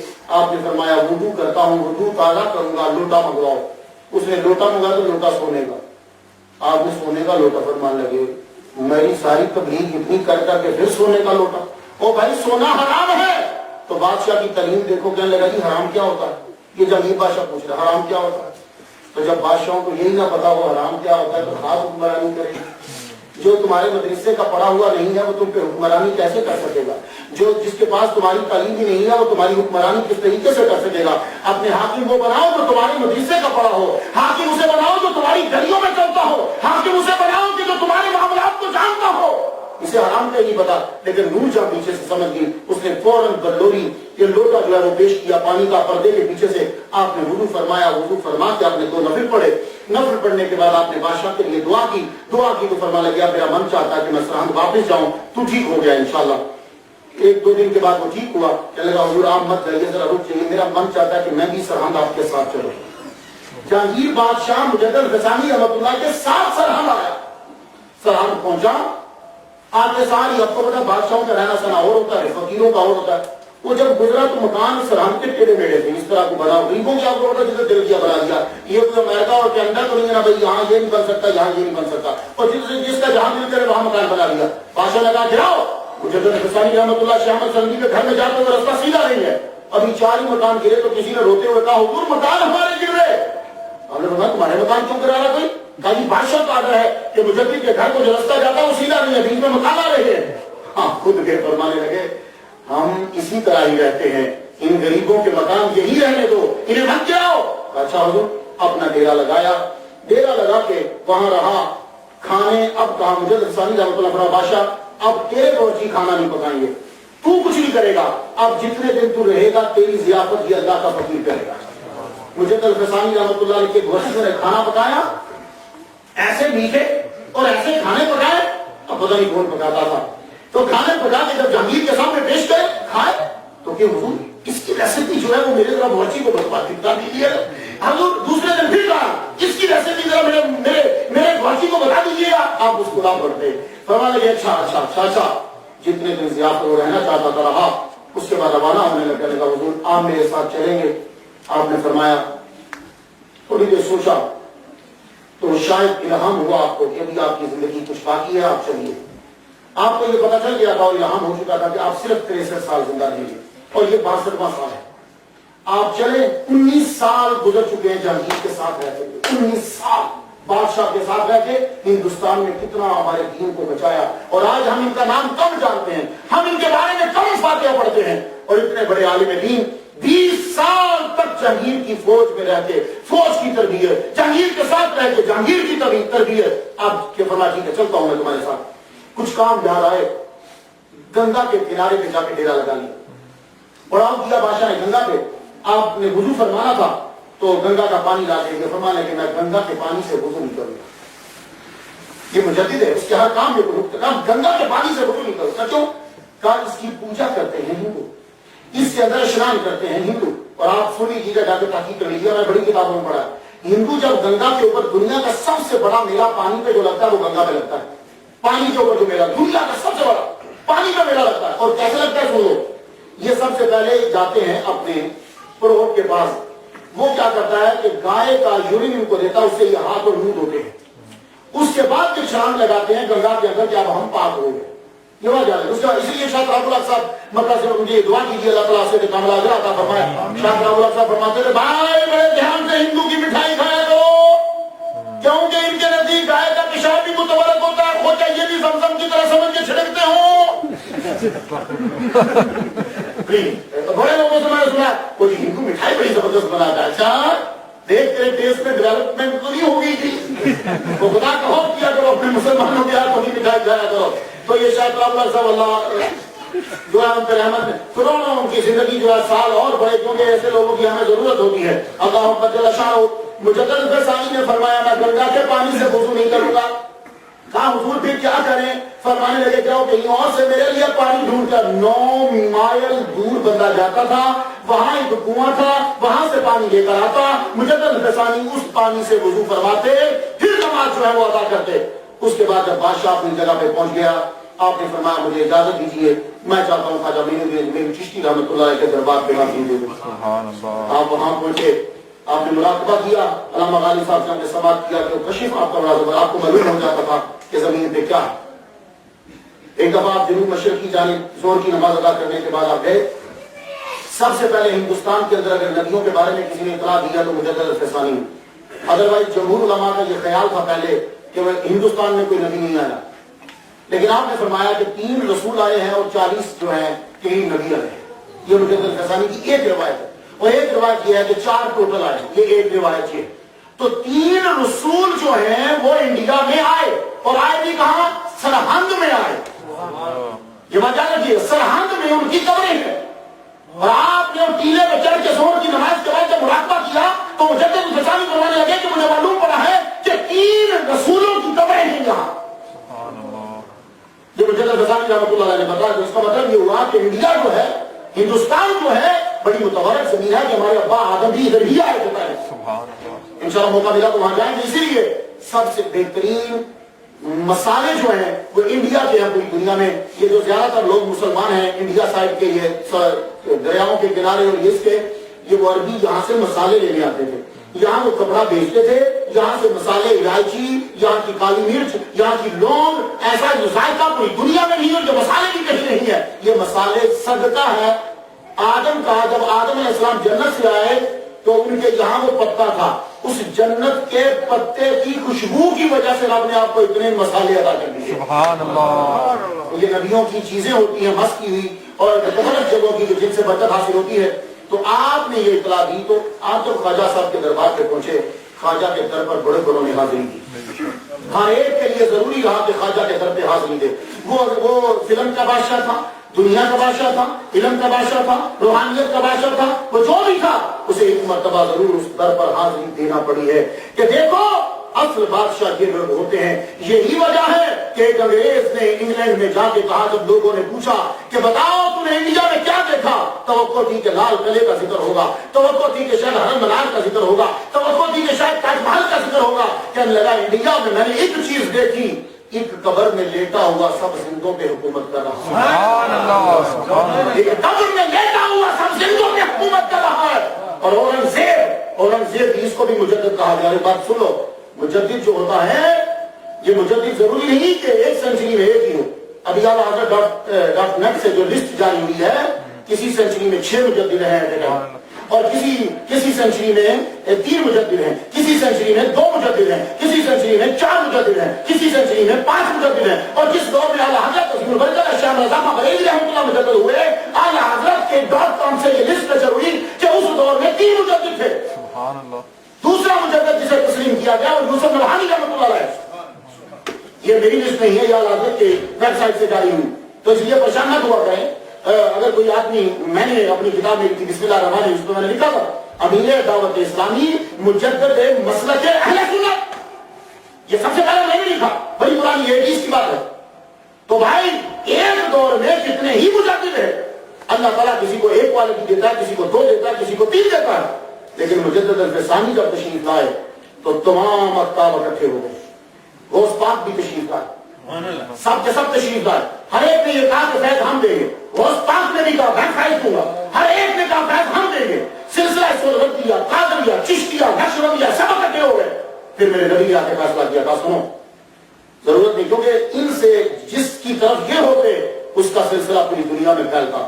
آپ نے فرمایا سلسلہ تو نقشبندیہ ہی چلے گا, لیکن تم جمع خاطر رکھو, جو جس جگہ اس کا نام چلے گا ہر سلسلے کو فیض ملتا رہے گا. اور آپ جب تک تھے تب تک سہروردیہ, چشتیہ, قادریہ, نقشبندیہ چاروں میں بات کرتے تھے. جب آپ دنیا سے رخصت ہونے لگے آپ نے فرمایا سنو اب میرے بعد صرف 2 میں بات کرنا میرے مریدوں, یا قادریہ میں کرنا یا نقشبندیہ میں کرنا. سبحان اللہ. یہ آپ وصیت فرما کے گئے, اب قادریہ میں تو فیض ہر جگہ. یہ مجدد جو ہیں آپ خود فرماتے ہیں, حالانکہ آپ کے دور میں شیخ عبداللہ محدث دہلوی رحمۃ اللہ علیہ ملا جیون ہیں, بڑے بڑے علامہ ہیں, شیخ وجیہ الدین ہیں, اور بھی علامہ بڑے مشہور ہیں. لیکن اللہ تعالیٰ نے فیض دیا تو فیض پہنچایا, اس مجدد کے ذریعے سے پہنچایا. تو شیخ احمد سرحدی رحمۃ اللہ علیہ جب وہاں پہنچتے ہیں, یہ ایسی بارگاہ ہے کہ جہاں بڑے بڑے بادشاہ بھی پہنچے, اور اورنگزیب عالمگیر حاضری دینے کے لیے وہاں پہنچا. یہ باقی بادشاہ تو رہتے تقریباً وہاں تھے. مجدد الفسانی رحمۃ اللہ جب پہنچے تو اورنگزیب بھی عالمگیر بھی پہنچا تھا. ایک دفعہ رستے سے گزر رہا ہے تو ایک نبینا کو دیکھا کہ وہ آپ کے دربار پہ بیٹھا ہوا رو رہا ہے اور دعائیں مانگ رہا ہے. آپ نے فرمایا حافظ جی کتنے عرصہ ہو گیا؟ کہا بہت عرصہ ہو گیا, میں یہاں آنکھیں مانگ رہا ہوں کہ اللہ ان کے صدقے سے آنکھیں عطا فرما دے, پر مجھے آنکھیں مل رہی. فرمانے لگے حافظ جی میں جا رہا ہوں اندر سلام کرنے, میری واپسی تک تیری آنکھیں نہ آئیں تو میں تیری گردن اڑا دوں گا. اور 2 بندے اوپر بٹھا دیے. فرمانے لگے ہو میرے درباریوں جی, ایک حافظ کے سجدے ہو جائے, ایک حافظ کے کندھے ہو جائے. یہ حافظ بھاگے نہ, کیونکہ اگر کھیلے چھوڑ کے جاتے پیچھے سے حافظ بھاگ جاتا. اور آپ کو پتا جو نبینا ہوتا ہے اس کی حصے بڑی دیر ہوتی ہے. اور آپ نے فرمایا حافظ بھاگے گا اور میں جا رہا ہوں خواجہ کے در پہ سلام کرنے. اورنگزیب عالمگیر جب سلام کر کے واپس آئے تو حافظ تیری دونوں آنکھیں واپس نہ آئی تو میں تیری گردن اپنے ہاتھ سے اڑاؤں گا. اورنگزیب عالمگیر رحمۃ اللہ علیہ واپس آئے تو حافظ دونوں آنکھوں سے دیکھ رہا تھا. سبحان اللہ. آپ مسکرا پڑے, یوں اس کے اللہ کے کندھے پہ ہاتھ کرنے لگے. حافظ تو نے پہلے دل سے دعا منظور نہیں کی, تو پہلے دل سے مانگتا تو میرے آنے سے پہلے ہی تیری آنکھیں کب کی آ چکی ہوتی. تو جب بندہ دل سے مانگتا رہا مجھے رحمۃ اللہ نے یوں مراقبہ کیا. مراقبہ کرنے کے بعد آپ کو بہت کچھ عنایات ہوئی. اس کے بعد جو وہاں کے مجھے تھے سجادہ, انہوں نے آ کر حضور کو ایک چادر خاص عطا فرمائی. وہ خاص چادر وہ خود ہی رکھتے تھے. وہ چادر عطا کی، آپ نے وہ لی۔ علامہ صاحب نے فرمایا کہ آپ نے وہ چادر کہا اپنے بیٹے سے کہ جب میں دنیا سے جاؤں تو میرے کفن کے ساتھ اس چادر کو رکھ دے۔ آپ واپس آ گئے، واپس جب آئے تو آپ کی عمر مبارک جو ہے وہ 62 مکمل ہو چکی ہے۔ آپ نے فرمایا کہ مجھے یہ الہام ہو چکا ہے کہ میری عمر بھی حضور کی سنت کے مطابق 63 سال ہی ہوگی، جیسے میرے نبی کی تھی ویسی ہی ان کی عمر اتنی ہوگی، 63 سال۔ 22 سفر ہوا تو 22 سفر کو آپ اپنے آبا و اجداد کی قبروں کے اوپر گئے، آپ نے قبروں پہ جا کے فاتحہ پڑھی اور آپ کا سختی سے رابطہ، آپ سن لو ترجمہ، جیسے ہمارے چیئرمین صاحب نے بدین صاحب نے کہا کہ اصل چیز آ گئی اور میں تقریر بھی ختم کرنے لگا ہوں۔ آپ نے اعلان فرمایا کوئی بندہ قبر کو چھونے گا نہیں، سختی سے آرڈر تھا، کوئی قبر کو چھونے گا نہیں، یہ قبر کے گرد چکر اور دھمال ڈالنے آپ نے فرمایا یہ منع، یہ سما سموع آپ نے سختی سے منع کر دی۔ کیوں؟ اس لیے کہ وحدت الوجود کی تشریح ختم ہو گئی تھی، فرمانا کہ یہ چیزیں ختم۔ آپ فرماتے تھے سنو یہ ریاضتیں اور یہ مجاہدے تمہیں میں سب سے مشکل ترین ریاضت اور قاعدہ سنو، آپ کا اصل خلاصہ ہے اور یہ کیلری والا سب کے لیے ہے۔ آپ فرماتے تھے سنو سب سے مشکل مجاہدہ نماز ہے، جس نے خشوع و خضوع سے نماز ادا کر لی اب اس کو کسی چلے کی ضرورت نہیں، کسی مجاہدے کی ضرورت نہیں، کیونکہ رب نے قرآن میں کہا انہا لکبیرۃ، انہا لکبیرۃ، یہ نماز بہت بھاری ہے، الا علی الخاشعین، جب خشوع ہوگا تو پھر ہلکی ہو جائے گی، ورنہ یہ بڑی بھاری ہے۔ تو جب تم نماز پڑھ رہے ہو یہ مجدد الفسانی کا سبق ہے، کبھی آپ نے نماز مس نہیں کی، اشراق مس نہیں کی، چاشت مس نہیں کی، ابابین مس نہیں کی، تہجد مس نہیں کی۔ ابابین میں سورہ واقعہ پڑھتے تھے، یہ ابابین 6 نفل ہیں جو مغرب کے بعد ادا کیے جاتے ہیں، ابابین میں سورہ واقعہ پڑھتے تھے اور آپ وتر پڑھتے تھے۔ سنیے اب یہ اصل چیز ہے، وتر پڑھتے تھے، وتر کی پہلی رکعت میں سبح اسمہ، دوسری رکعت میں قل جاء الکافرون، تیسری رکعت میں قل هو اللہ، اور جب آپ دعائے قنوت پڑھنے لگتے تھے تو قنوت شافعی کو قنوت حنفی میں ملا کر دونوں قنوتیں پڑھتے تھے۔ کیوں؟ اب سنیے کیوں؟ آپ حنفی تھے، مجدد الفسانی مسلک میں حنفی ہیں، کسی نے کہا حضور پیار تو کرتے ہو امام شافعی سے تو پیروی کرتے ہو امام اعظم کی، یہ وجہ کیا ہے؟ آپ کو تو شافعی ہونا چاہیے کیونکہ آپ کو امام شافعی سے بڑا پیار ہے۔ کہنے لگے دونوں مجتہدوں کے مسائل جو ہیں وہ میرے سامنے آئے، میں نے ریسرچ کی، حق 2 حصے امام اعظم کے ساتھ تھا اور 1 حصہ امام شافعی کے ساتھ تھا۔ یہ علماء فقہ جو ہیں یہ سمجھیں گے، آپ اتنا ہی یاد رکھیے، یہ نہیں جو کہ حق مینس جو اصل تحقیق ہے وہ دیکھی گئی، وہ تحقیق 2 حصے امام اعظم کے ساتھ، تو سو میں نے سوچ لیا کہ میں امام اعظم کی پیروی کروں گا زیادہ مسائل کے ساتھ۔ نوافل میں کبھی کبھی وہ امام شافعی کی بات کی طرف جاتے تھے، یہ مسئلہ کر حنفی امام شافعی کا بڑا احترام کرتے، تو دونوں قنوت ملا کر وتر میں پڑھتے وہ ادا کرتے، اور عشاء کی نماز ضرور ادا کرتے، چاش کی نماز جو ہے وہ ضرور ادا کرتے، تہجد ضرور پڑھتے۔ عید آ گئی، یہ آپ کی عید ہے، یعنی سفر محرم ذی الحجہ، عید کا خطبہ دینے کے بعد آپ نے کہا سنو ہماری عمر پوری مکمل ہونے والی ہے، ہمیں 63 سال ملے تھے، 63 سال پورے ہونے میں چند دن باقی ہیں، میں یہ چیزیں تمہیں کہہ رہا ہوں، سنو سنت سب سے ضروری شے ہے، سنت چھوڑ کر تم کبھی کامیاب نہیں ہوگے، سنت کو پکڑ لو۔ یہ وہ مجدد کہہ رہا ہے کہ جس نے ہندوستان کے تخت کو اپنے جوتے کی نوک پر رکھ کے ٹھکرا دیا، وہ کہہ رہا ہے سنت کے بارے میں تمہیں قیامت کے دن پوچھا جائے گا۔ اور آج ہم لوگ، میں امریکہ میں، آپ تو ماشاءاللہ بڑے اچھے پابند ہیں، میں نے امریکہ میں لوگوں کو دیکھتا ہوں، یار تم لوگ نماز why are you not covering your head while offering نماز، کہتے ہیں اسے جسٹ سننا، یہ تو صرف سننا ہے، وہ سر کو کور نہیں کر رہا، بولا یہ سننا ہے۔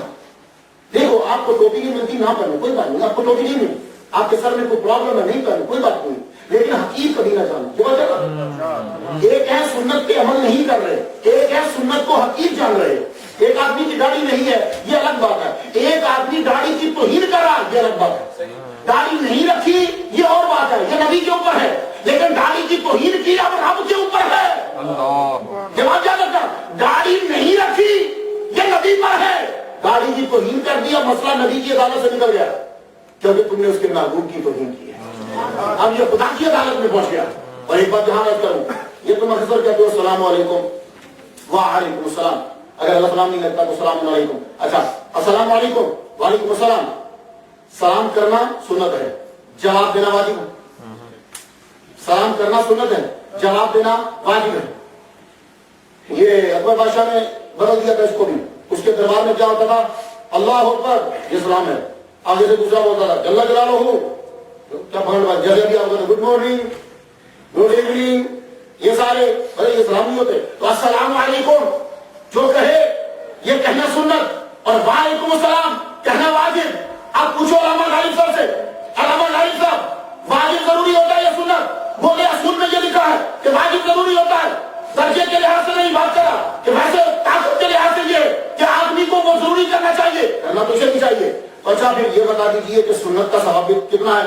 بولے جو السلام علیکم کہے گا اس کو 90 نیکیاں ملیں گی, جو وعلیکم السلام کہے گا اس کو 10 ملیں گی. سبحان اللہ. تو کام لے وہ لوگ جو سنت کو حقیقت سمجھتے تھے, یہاں سنت کا ثواب 90 نیکیاں ہیں اور واجب پر عمل کرنے کا ثواب 10 نیکیاں. سبحان اللہ. تو بھائی سنت کو کبھی حقیقت نہ سمجھنا. یہ پگڑی رکھا, حضور نے ٹوپی بھی پہنی, ٹوپی بھی پہنا تھا, یہ مطلب نہیں ہے, لیکن کبھی کبھی پگڑی بھی پہنی ہے. کیوں؟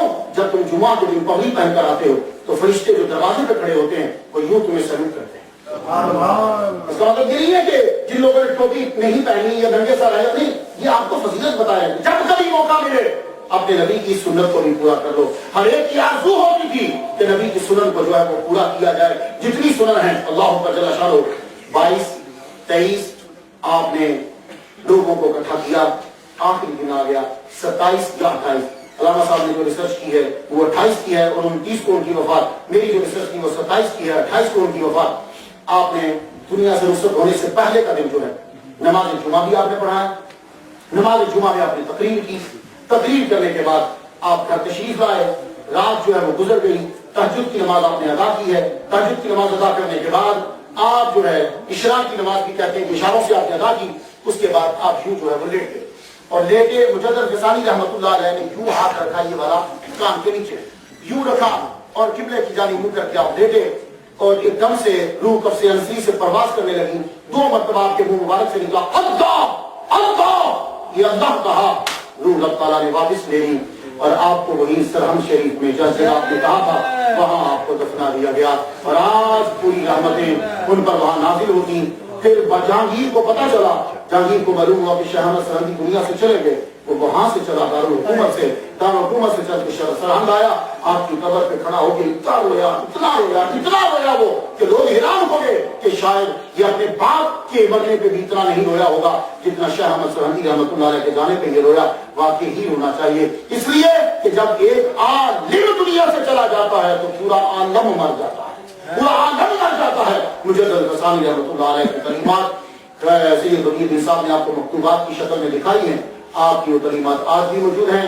آپ سب کے سب لوگ جو ہے کلمات کو پڑھو اور ان کو جو ہے ان کی کلمات اپنے بچوں تک پہنچاؤ. اللہ تعالیٰ سے دعا کرتے ہیں کہ اللہ تعالیٰ ہمیں بھی علم حاصل کرنے کے بعد آگے حضور صلی اللہ علیہ وآلہ وسلم کے پیغام کو آگے پہنچانے کی توفیق عطا فرمائے. تو آپ کی دعوانا الحمدللہ. نعرہ تکبیر, نعرہ رسالت, یا رسول اللہ. بس آخر میں اپنے محترم مہمان حضرت علامہ مولانا سید مختار حسین نعیمی صاحب کا بڑا مشکور ہوں کہ آپ اپنی مصروفیات میں سے آپ نے وقت نکالا اور آپ یہاں تشریف لایا. ماشاء اللہ کیونکہ مزہ آیا نہیں آیا. سبحان اللہ. الحمدللہ ایمان تازہ ہو گیا.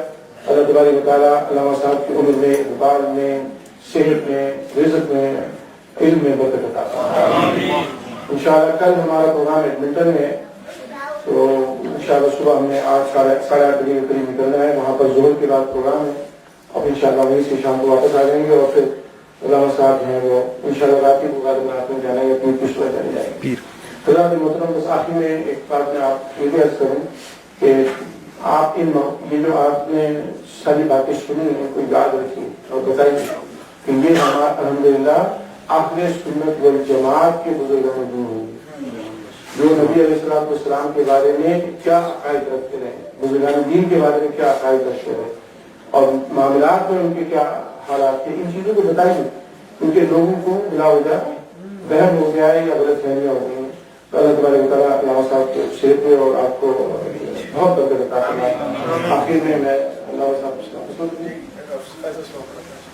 انشاءاللہ السلام کو اس کے بعد تبرک دیے, کھانا دیے, پلیز کھانا کھا کے آئیے. حافظ صاحب یہ دیکھ کے آئے تھے ہمارے